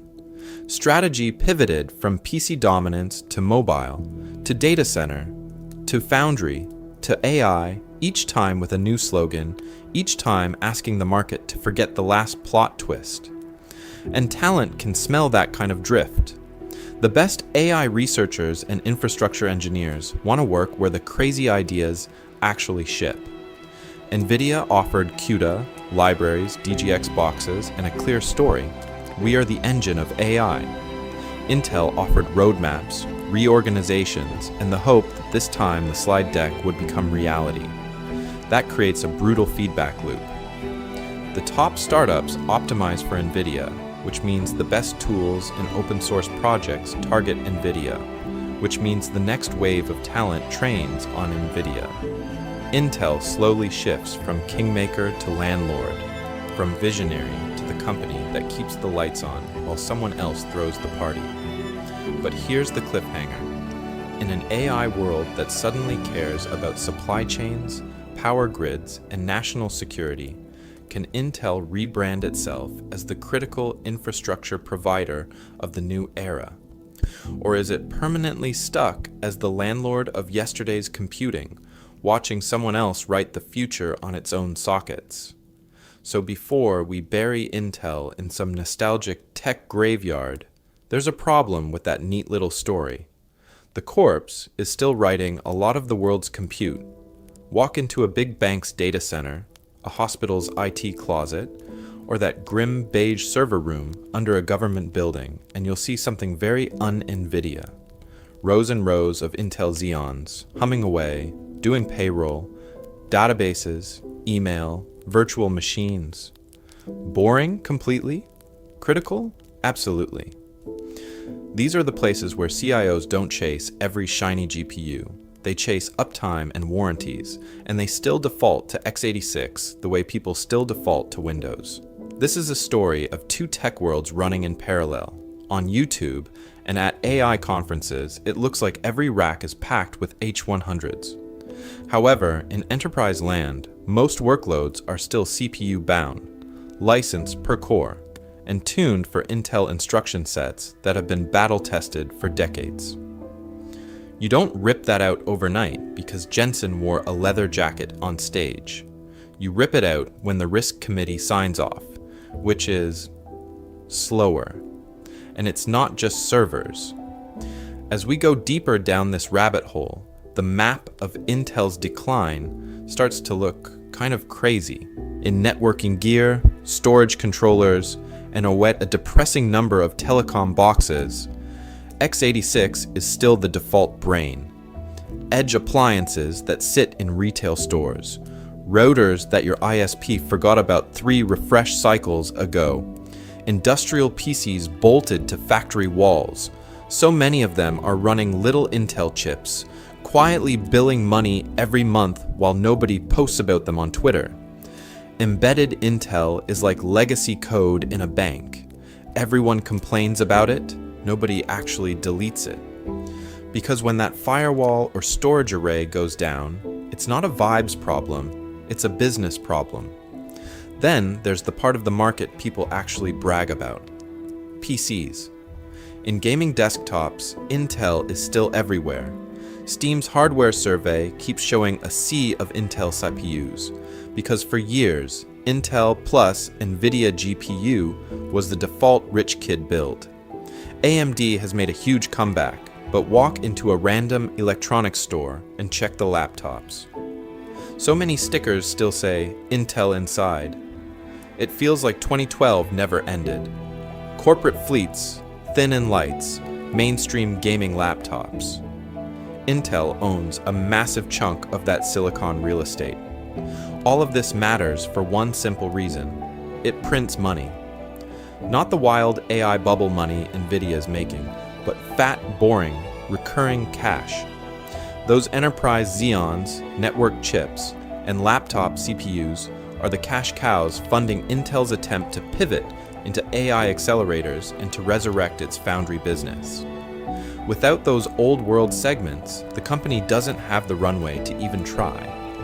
So what really happened here is not a clean collapse where Nvidia wins, Intel loses, roll credits. It's a slow, uneven power shift where the future is being written on Nvidia GPUs while the present still runs on Intel. And that tension sets up the next question. Can Intel use its old empire to finance a comeback, or is it just milking the past while Nvidia quietly locks up the next decade? If Intel's moat was etched in silicon, Nvidia's moat is written in code, and in the AI gold rush, the people who control the code decide who gets rich. Silicon is impressive, but it's also copyable. Give a well-funded rival a few years, a good team, and access to TSMC, and they can get close enough on raw chip performance. That's the crazy part of this story. The billion-dollar hardware everyone is fighting over is, in theory, the easy thing to imitate. The hard part is everything wrapped around it. Nvidia figured that out early. Back in 2006, when GPUs were still mostly for making video games shiny, they launched CUDA, a programming model that let developers treat a graphics card like a general-purpose supercomputer. At the time, it sounded like a niche idea. However, as we go deeper down this rabbit hole, CUDA starts to look less like a niche and more like the operating system for modern AI. Today, if you train a serious model, you're probably writing code that talks to CUDA, cuDNN, and a pile of Nvidia libraries without even thinking about it.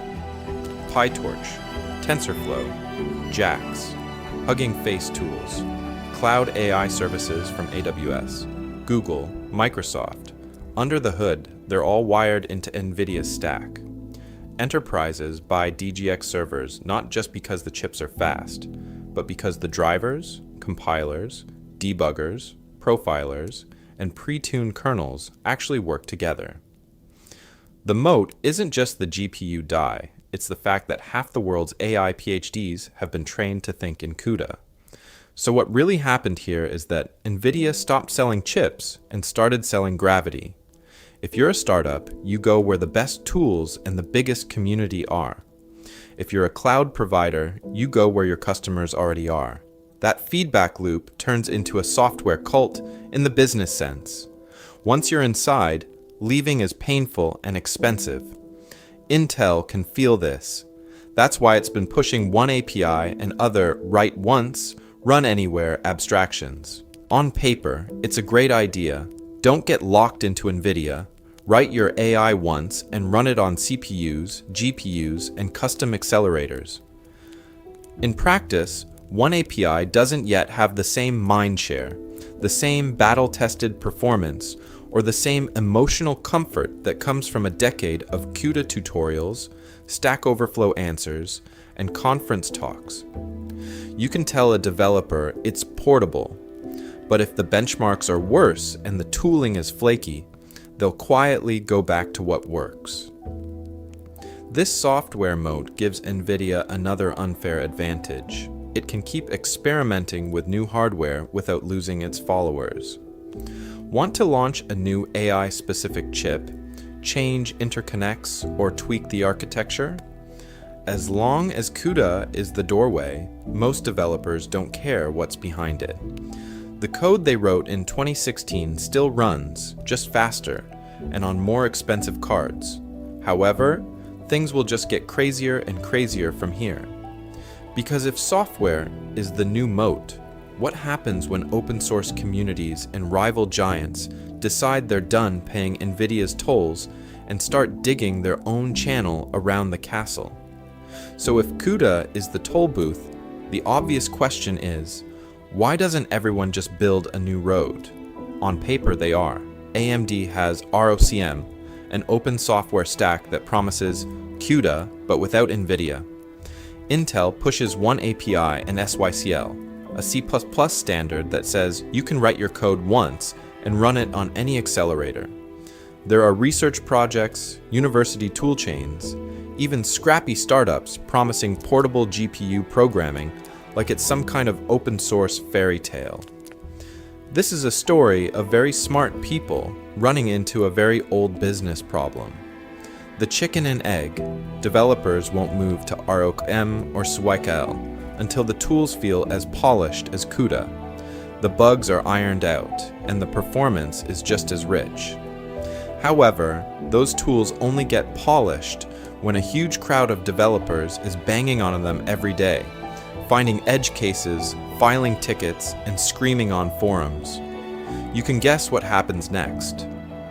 Without users, the compilers and profilers lag. Without great compilers and profilers, users don't show up.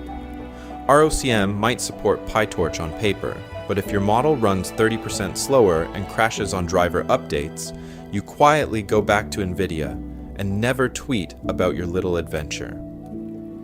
Big tech sees all this very clearly. They hate Nvidia's pricing. They hate waiting in line for H100s while their AI teams burn money and reputation.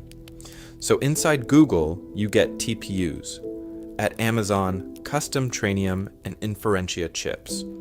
At Microsoft, the Maya accelerator, each with its own software stack, its own half-finished CUDA alternative, its own internal docs that say, please don't run this in production without talking to us first.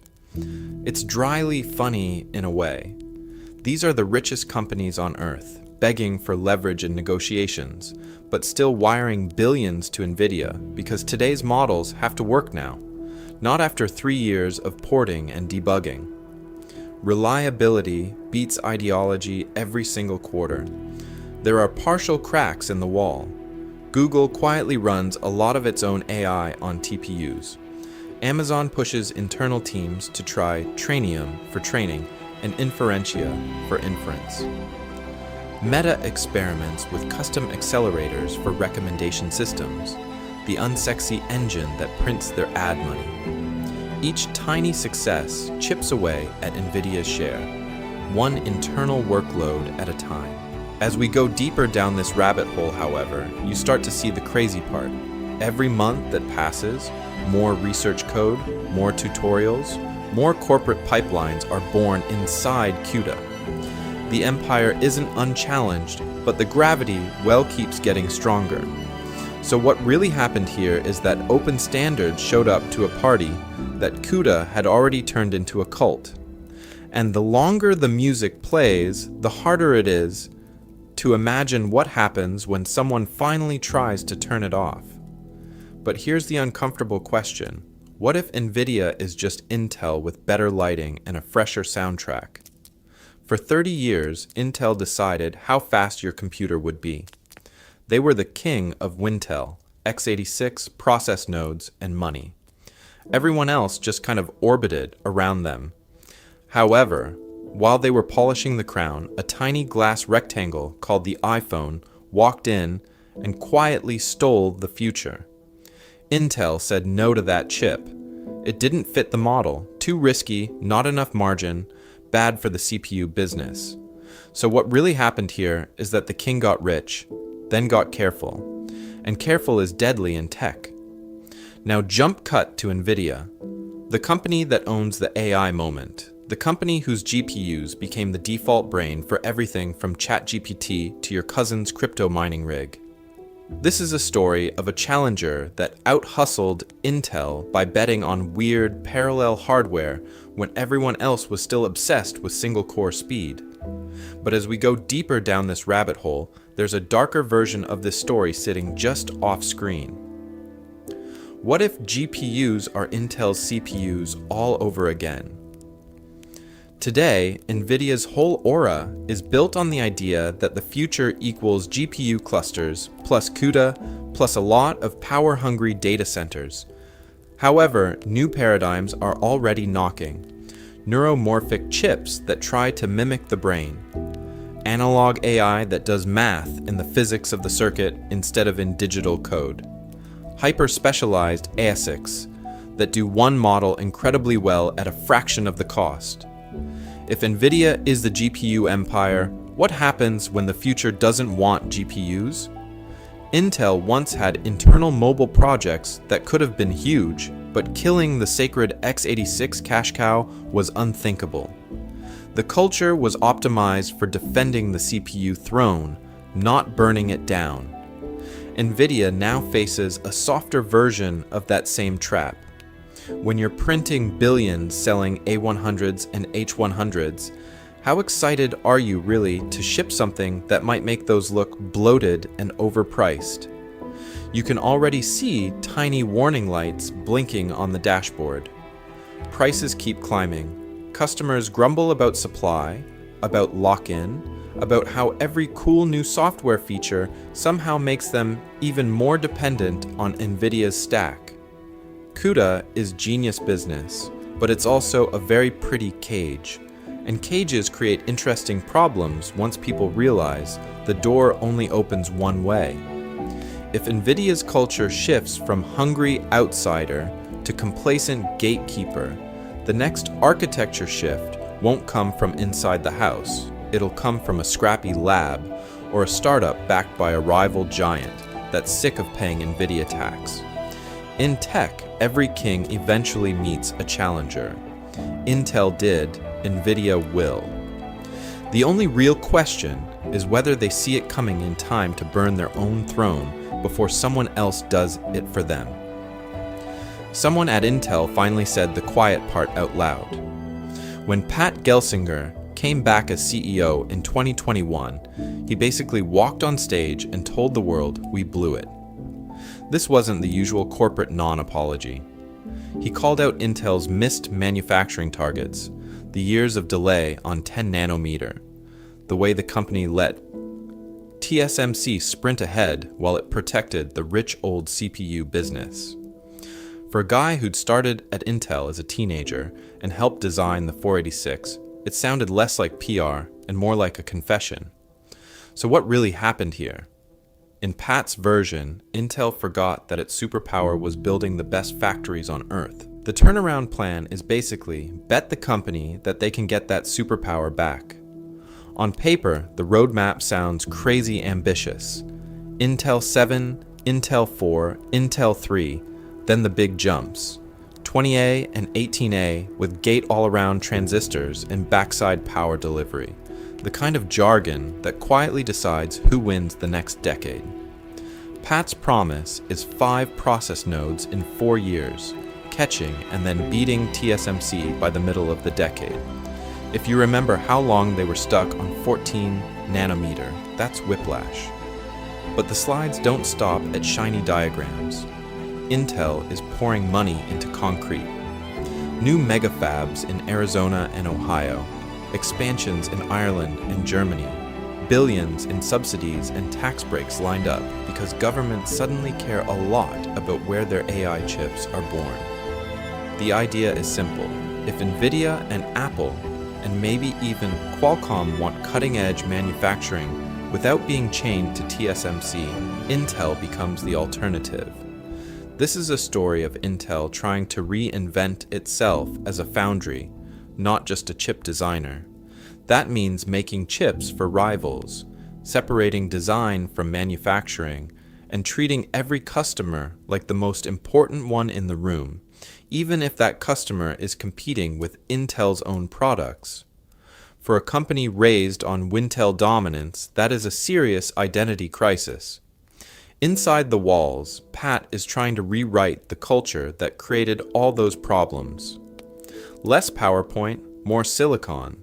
He talks about bringing back engineering religion, putting process nerds back in charge, and forcing bad news to travel faster than good news. Intel now publicly posts detailed process roadmaps and admits when it slips, a level of transparency that old Intel would have considered a security breach. However, culture memos don't tape out chips. The risk list is brutal. Extreme technical complexity, hundreds of billions in capex, and customers who've been burned by missed deadlines before. Cloud giants and AI startups have long memories. They already built their software, their tool chains, their hiring plans around Nvidia. As we go deeper down this rabbit hole, the bet comes into focus. If Pat pulls it off, Intel doesn't just catch up. It becomes the neutral AI infrastructure layer everyone plugs into, including the companies most desperate to escape Nvidia's grip. And if he doesn't, those empty fabs turn into the most expensive apology in semiconductor history. Those fabs might not just be an engineering bet. They might be Exhibit A. Because every time one company gets too rich, too central, too unavoidable, governments eventually wake up. This is a story of regulators who missed Microsoft in the 80s, hit it in the 90s, stared down Google and Facebook in the 2010s, and are now looking at Nvidia and asking a very simple question. How much AI compute is too much AI compute? Back in the Windows era, the logic was clear. Microsoft bundled Internet Explorer, locked in OEMs, and squeezed out Netscape. The remedy wasn't to break the company in half, but to pry open the choke points. No more, you must ship our browser, no more secret APIs. The same playbook shows up with Google paying billions to be the default search engine or Apple being grilled over App Store rules. Different decade, same basic fear. One player controlling the rails everyone else has to run on. Now swap browsers and search boxes for GPUs and training clusters.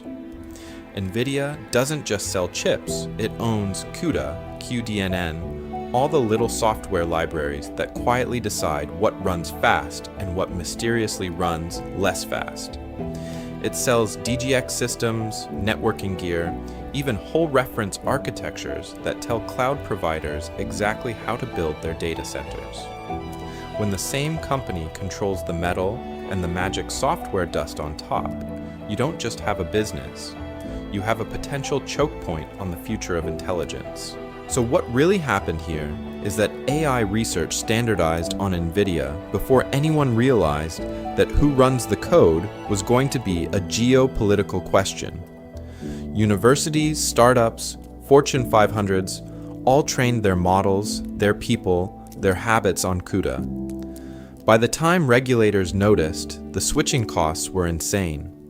You can't just say, use something else, when half your staff only speaks one dialect of GPU. That's where Intel's new foundry story suddenly sounds less like a comeback tour and more like national infrastructure. A neutral shop that will build chips for anyone on any architecture looks very friendly to a regulator whose nightmare is a single vendor cartel of AI compute. If Nvidia is the vertically integrated empire, Intel is pitching itself as Switzerland with very expensive clean rooms. Regulators have tools even if they're late. They can block or condition mergers that give Nvidia even more control over networking or software. They can slap export controls on the highest end GPUs, turning H100s into something closer to strategic weapons than PC parts. They can throw money and tax breaks at alternative architectures. RISC-V startups, specialized AI ASICs, even old school CPUs with funky accelerators, anything that breaks the monoculture. And then there's interoperability, forced open standards, mandated portability for AI models so you can move from Nvidia to not Nvidia without burning your business to the ground.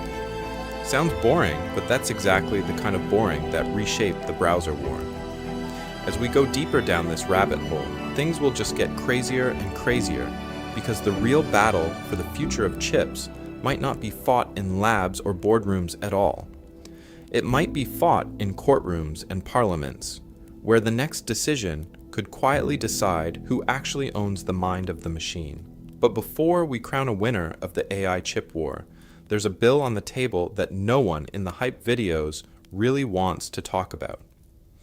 Every time you hear about a giant model with hundreds of billions of parameters, what you're really hearing is, someone just plugged a small power plant into a warehouse full of GPUs. Training a frontier model can burn through as much electricity as thousands of homes for weeks or months. And that's just training. Once it's deployed, you have inference running constantly, answering questions, generating images, writing code. The meter never stops. So what really happened here is that intelligence turned into a very physical business. Data centers are not clouds. They are buildings stuffed with racks, wrapped in pipes, sitting on top of transformers that groan when a new GPU cluster spins up. All that heat has to go somewhere, which is why some AI sites now use as much water for cooling as a small town, cycling it through chillers just to keep Nvidia cards from cooking themselves to death. The crazy part is that the more virtual this world looks on screen, the more concrete, steel, and copper it quietly demands in the background. This is a story of prompts and probabilities on the surface, but underneath it's megawatts, transmission lines, and carbon. If your model lives in a region where the grid is still mostly coal and gas, every clever answer comes with a little puff of CO2 you never see. Chip design choices feed directly into that invisible exhaust. Smaller process nodes, smarter architectures, better interconnects. They don't just make benchmarks look pretty, they decide how many power plants we need. Nvidia's whole business idea is basically pack obscene amounts of parallel compute into a box, then surround it with software so you actually use all of it. The H100 is a monster, but it's a monster trained to be efficient at matrix math. So per unit of AI work, it can be surprisingly frugal. Intel, for years, chased raw clock speed on CPUs until the power curves went crazy and laptops started to sound like hairdryers. Now it talks about performance per watt, custom AI accelerators, and matching Nvidia with its own GPU and gaudy lines. However, catching up in efficiency isn't just about one clever chip. It's about the whole system, memory, networking, cooling, even where the data center is built. As we go deeper down this rabbit hole, the question stops being, who makes the fastest chip? And turns into, who can give you the most intelligence for the least damage? Because if the AI arms race keeps scaling linearly with power and water, regulators, local communities, and maybe even investors are going to start asking whether this future is actually affordable for the planet.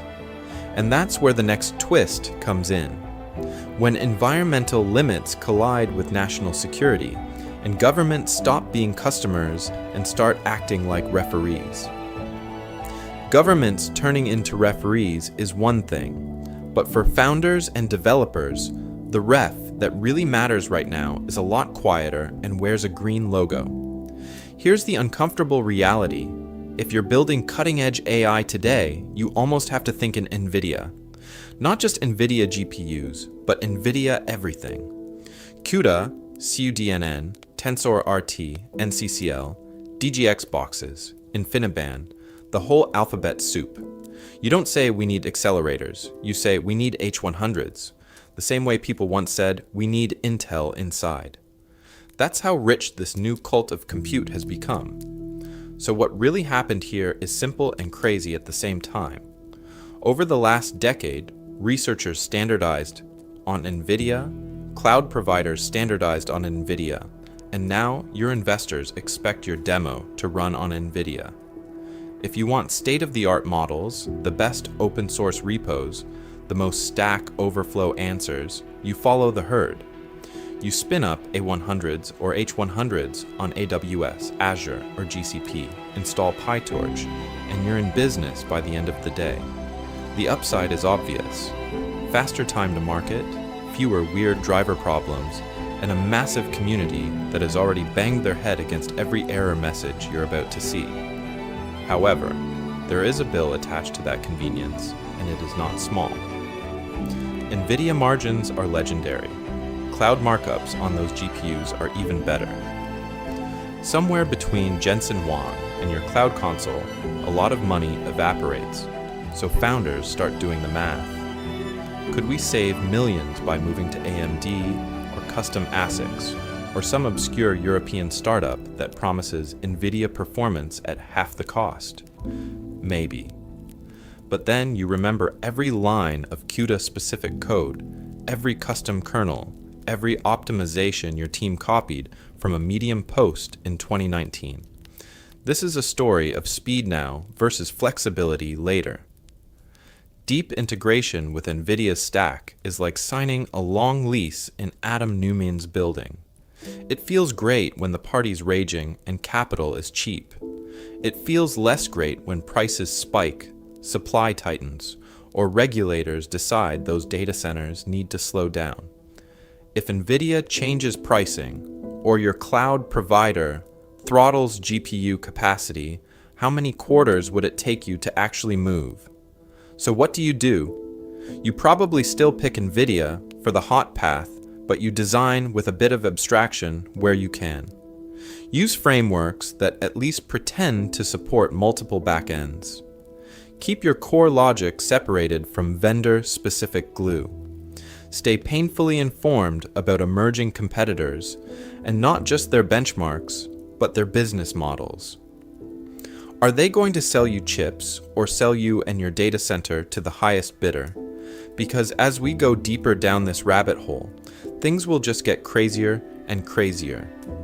The choices founders and developers make now will either harden Nvidia's cult of compute into something unbreakable, or quietly plant the seeds for whoever gets to say, in 10 years, welcome to the spectacular rise and fall of Nvidia.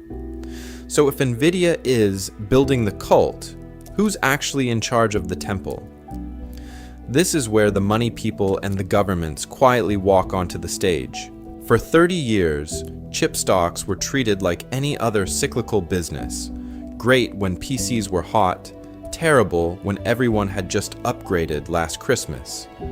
Intel was the classic example.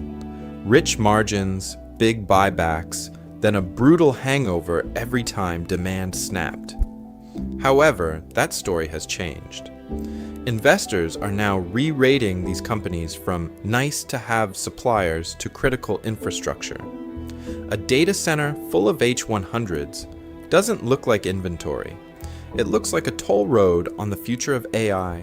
That's why Nvidia's valuation suddenly lives in a different galaxy, and why even boring old Intel is being talked about like a national utility. The idea is simple. If AI is the new electricity, the people who control the generators get very, very rich. But whenever Wall Street decides something is the new electricity, things will just get crazier and crazier. You can see it in the scramble. Funds that used to rotate between airlines and banks are now arguing over which AI hardware name is the next trillion-dollar winner. Price-to-earnings ratios stretch, stories get bigger, and tiny GPU-adjacent businesses start being pitched as the next Nvidia. So what really happened here is that a cyclical sector got upgraded to a religion, and religions are not known for sober valuation models. Governments have noticed. The same way oil fields and shipping lanes used to be national security issues, fabs and chip IP are now treated like strategic weapons. The US, Europe, and Asia are throwing hundreds of billions at domestic manufacturing, research labs, and alternative architectures. The goal is not just to have faster chips, it's to avoid waking up one day and realizing your entire economy depends on one vendor and one island in the Taiwan Strait. That's where Intel gets its second act. After missing mobile and stumbling on process technology, it suddenly finds itself as the chosen recipient of industrial policy. Subsidies, tax breaks, government contracts. Intel is being paid to rebuild capacity on home soil. Ironically, the company that once looked untouchable in the free market is now being propped up as a strategic asset, a kind of silicon insurance policy. Nvidia, on the other hand, is the asset everyone is a little scared to touch and a little scared not to. Regulators watch its pricing power, its software moat, its dominance in AI training, and quietly ask, how much dependence is too much? If one company effectively controls access to cutting-edge intelligence, is that a normal supplier or something closer to a central bank for compute? This is a story of power shifting from benchmarks to policy. Over the next decade, the chip wars won't just be about who ships the fastest GPU or the densest CPU. They'll be about who gets to write the export rules, the subsidy rules, the antitrust rules, and eventually the rules that decide who even gets to train the smartest models at all. And the crazy part? The companies at the center of it are still pretending this is just about better graphics and faster servers. If that sounds like geopolitics, it is. But underneath the treaties and export bans, there's something stranger running the show. Cults. Not robes and chanting. Cult as in charismatic leaders, strong ideology, in-group language, rituals, and brutal switching costs if you ever try to leave. In other words, belief systems disguised as product roadmaps. And so what really happened here is that chips stopped being just hardware and became religions people built their careers on. Intel wrote the first scripture. For 3 decades, Wintel was orthodoxy. Windows plus Intel. x86 as the one true instruction set. The business idea was simple. If every serious PC spoke x86, then every serious developer would write for x86, and every serious buyer would pay the Intel tax. Inside the company, the CPU wasn't just a product. It was the center of the universe. Everything important happened on the CPU. Everything else was a peripheral. They had rituals, Intel Inside stickers on every laptop like tiny crosses on every doorway. Developer forums where engineers treated new x86 extensions like revealed truth. Slide decks about process leadership that looked less like marketing and more like scripture readings. You didn't question whether the CPU should do the work. You argued about which CPU SKU you could afford. The ideology worked. It made Intel rich and set the standard for what a real computer looked like. However, it also narrowed imagination. Mobile? That was cute, but not serious compute. GPUs? Toys for gamers? Offloading work away from the CPU felt almost heretical. When you believe your altar is the only path to God, you don't go exploring other temples. Nvidia watched that and quietly built its own church. This time, the charismatic high priest wasn't a faceless corporation. It was one guy in a leather jacket. Jensen Huang, on stage at GTC, doesn't just launch products, he delivers sermons. He tells a story about the future of AI, robotics, self-driving, drug discovery, and in his world, salvation runs through Nvidia silicon. CUDA is the scripture. It's the special language the faithful learn. Once your research lab, your startup, your entire AI stack is written in CUDA, and Nvidia's libraries leaving isn't just annoying, it's career suicide. GTC is the pilgrimage. Thousands of developers fly in to hear the word, see the demos, and come home with new commandments for their infrastructure teams. As we go deeper down this rabbit hole, things will just get crazier and crazier, because both cults shaped entire industries. Intel's faith in the CPU locked PCs, servers, and software into one mental model of computing. Nvidia's faith in massive parallelism and AI accelerators is now locking cloud providers, model labs, and even governments into another. Pattern interrupt. When you choose a laptop, a cloud instance, or an AI framework, are you really just buying neutral tech, or are you tithing to one of these churches? This is a story of belief as much as it is a story of transistors, and the next part is where those beliefs start to collide. Intel used to be the cathedral. Now it's the power plant in the basement. For 3 decades, Intel Inside wasn't just a sticker, it was a promise that the fastest, richest stream of computing power on Earth flowed through x86. That world is gone. However, Intel isn't. It's just been demoted from High Priest of Performance to one of several critical infrastructure providers in a landscape that looks a lot more like messy religion than clean monopoly. This is a story of a company that went from deciding how fast your PC ran to quietly making sure the lights stay on for everyone else's AI dreams. In the PC era, Intel and Microsoft basically ran a joint business franchise on the entire planet. Wintel dictated standards, pricing power, even what a computer looked like. If you bought a laptop in 2005, you weren't really choosing. You were just picking which Intel CPU badge you wanted to stare at. As we go deeper down this rabbit hole, the crazy part is that Intel still has some of the most valuable assets in the chip world. Massive fabs in the US and Europe. Deep relationships with every Fortune 500 IT department. A culture built around supporting platforms for 10 or 15 years, which is exactly what boring, risk-averse enterprises crave. Your bank doesn't want move fast and break things silicon. It wants this will boot in 2032 silicon. So Intel's best-case future looks less like Nvidia's Rockstar Arena Tour, and more like being the world's most overqualified utility company. If the foundry pivot works, Intel Foundry Services becomes a neutral-ish factory floor for everyone who doesn't want to be fully dependent on TSMC. Best case, they get their process roadmap back on track, hit competitive nodes, and suddenly you've got Nvidia, AMD, custom AI chips from cloud giants, even random automotive players all taping out designs on Intel lines. That scenario doesn't make Intel the protagonist of the AI movie, but it does make it the studio lot where half the blockbuster scenes are actually filmed.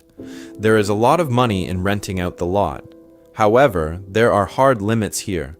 Intel is very unlikely to regain that old, almost feudal dominance where every serious CPU was theirs and everyone else was a rounding error. The AI stack is too fragmented, the software gravity around Nvidia is too strong, and Intel's own attempts at GPUs and accelerators have been late, confusing, or both. Can they claw back share? Sure. Can they own the whole show again? Very doubtful. So what really happened here is not a simple fall from grace. It's a forced career change, from king to critical infrastructure, from deciding the future to quietly manufacturing it. Intel may never again rule the chip world's imagination, but the twist is coming in the next part. It might end up owning the factories that make everyone else's dreams real. Intel might own the factories. Nvidia, for now, owns the fantasy. In AI training, it's not a fair fight.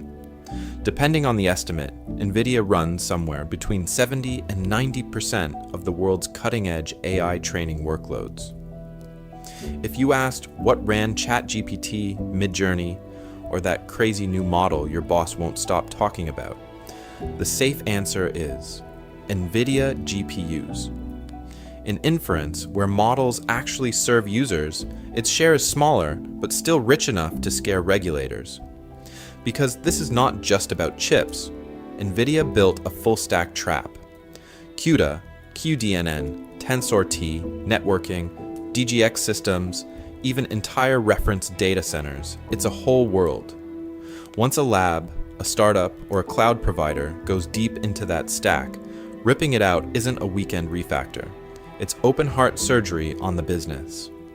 So what really happened here is that Nvidia didn't just win on silicon, it won on gravity. Every new AI startup pitch deck quietly assumes we'll run on Nvidia. Every cloud hyperscaler has special Nvidia instances. Enterprises buying AI in a box often end up buying, surprise, a very expensive Nvidia box. The upside, if this continues, is almost cartoonish.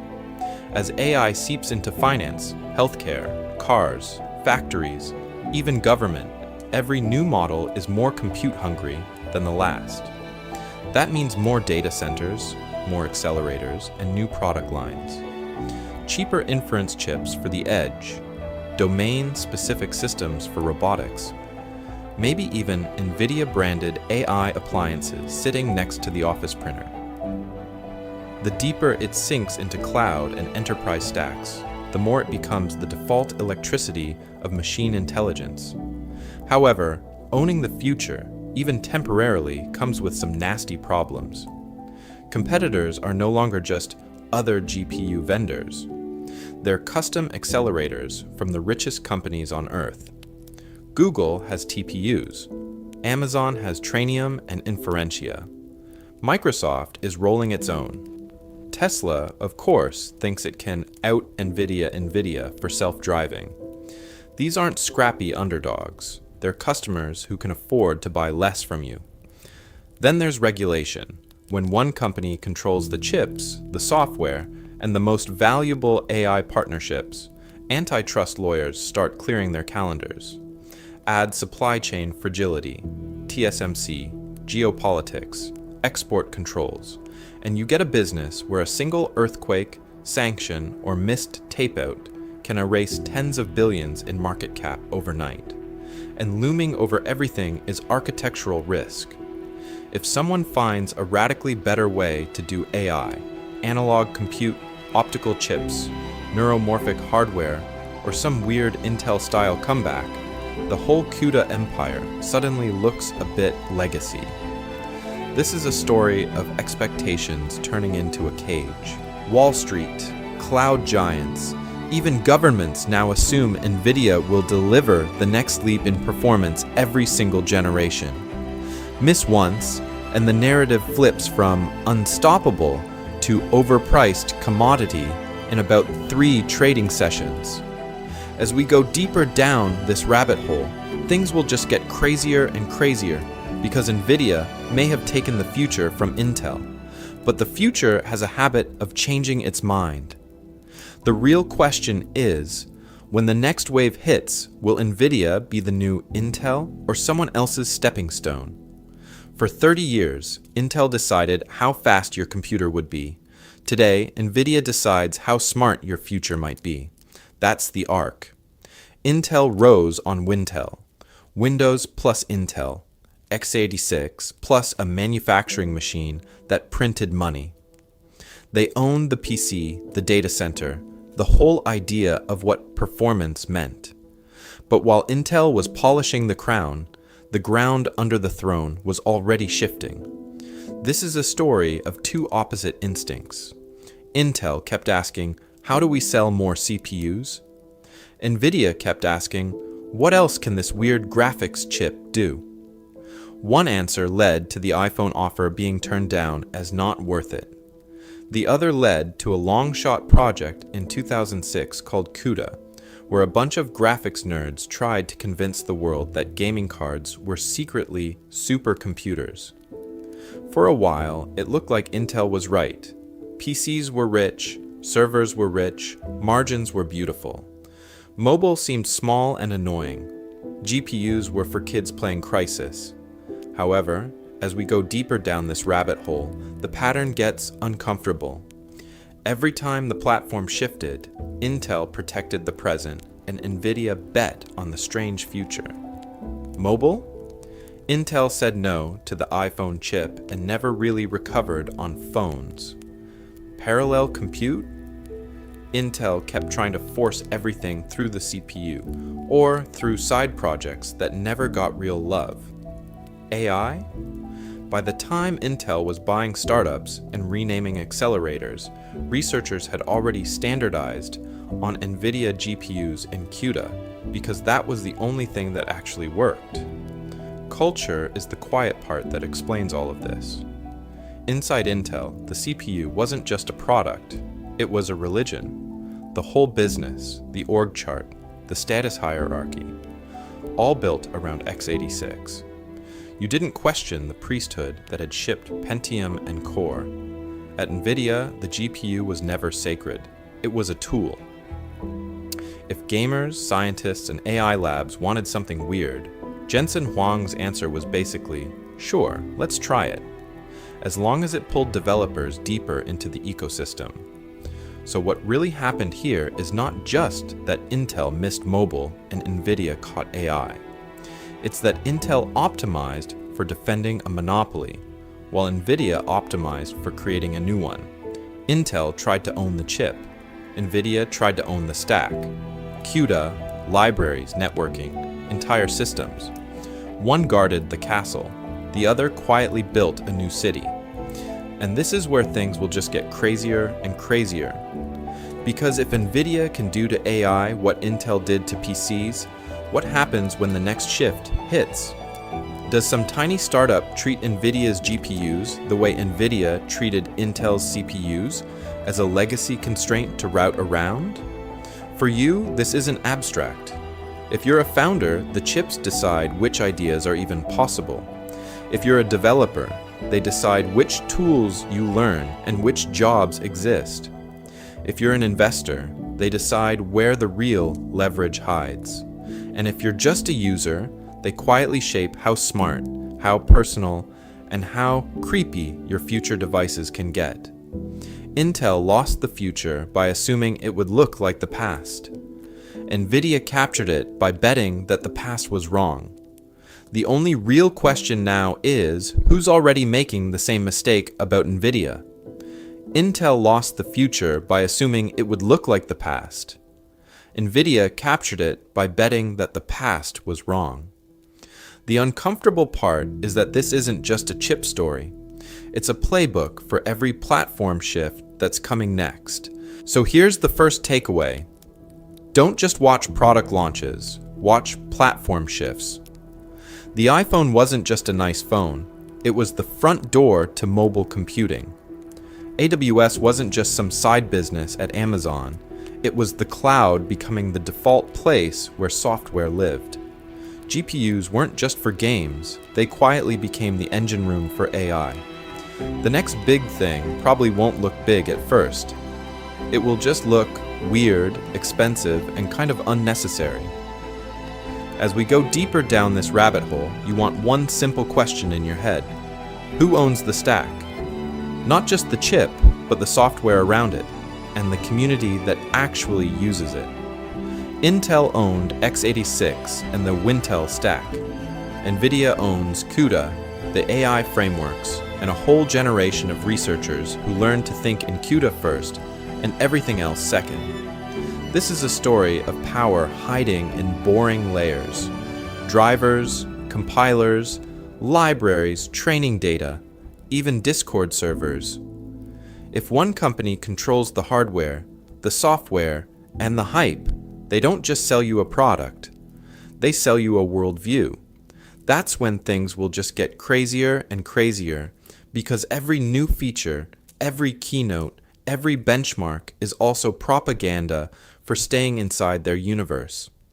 The money follows, the talent follows, and suddenly, open alternatives look like a risky hobby project. So what really happened here is also a lesson in ecosystem bets. When you choose a platform, you're not just choosing what's fastest today. You're choosing whose gravity you want to live under for the next decade. Developers who bet early on CUDA rode the AI rocket. Developers who stayed loyal to Intel's old story missed that party. The same logic applies if you're picking a cloud provider, a game engine, even a social platform to build a business on. However, there's a catch. Once a platform gets big enough, it starts to feel less like a tool and more like a cult. Intel's myth was that real computers run x86. Nvidia's myth is that real AI runs on our GPUs. Both stories contain some truth. Both can also make very rich people very blind. The danger isn't using the platform. The danger is believing the narrative so hard that you stop asking questions. So ask them. Where am I confusing brand with reality? Where am I accepting this is the only way because everyone around me repeats it? And the final uncomfortable question, who are today's Intels quietly losing tomorrow to their own version of Nvidia? Because in the next section, we're going to look at exactly that. And that next section is not just in this video, it's your life. Intel and Nvidia are still fighting it out in real time, and you are sitting in the middle of a once-in-a-generation shift in computing power. For 30 years, Intel quietly decided how fast your laptop would be. Now Nvidia is quietly deciding how smart your future tools, your job, and maybe your business will be. This is a story of two companies, but it's also a story of leverage. Intel leveraged Wintel, x86, and fabs to get rich on the PC era. Nvidia leveraged CUDA, researchers, and TSMC to get rich on the AI era. However, the crazy part is that most people only notice these shifts when the stock charts are already vertical, and the opportunity window is already shrinking.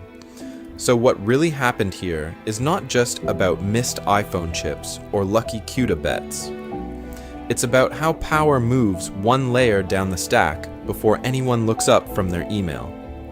The last time, most of the world woke up one day, and Intel was just the default. This time, you can literally watch the power grid of AI being built on Nvidia GPUs on earnings calls, in job posts, in the tools you click every day. So here's the ask. Don't just watch the chip wars as content. Use them. In the comments, spell it out. How is this power shift actually hitting your world? Are you a researcher who can't get GPU time? A founder whose whole idea lives or dies on Nvidia's roadmap? An engineer wondering if you should still bet your career on CPUs? That comment section becomes the next chapter of this investigation. If you want to stay ahead of the next inflection point instead of reading about it 5 years late, subscribe. There are deep dives on AI, chips, and the weird tech power structures that decide who gets money, who gets locked out, and who looks like a genius only because they were standing in the right place when the tide came in. As we go deeper down this rabbit hole, things will just get crazier and crazier. Engagement isn't just for the algorithm, it's agency. The more you understand how Intel lost Mobile, how Nvidia built a developer cult around CUDA, how TSMC quietly became the most important factory on Earth, the smarter your choices get. Careers, investments, the tools you build on, even which safe giant you trust with your data center bill. All of that sits on this story. The last time one company ruled the chip world, most people didn't notice until it was over. This time, you don't have that excuse. So subscribe, watch the next deep dive, leave your story below, and don't just live through the shift. Take advantage of it.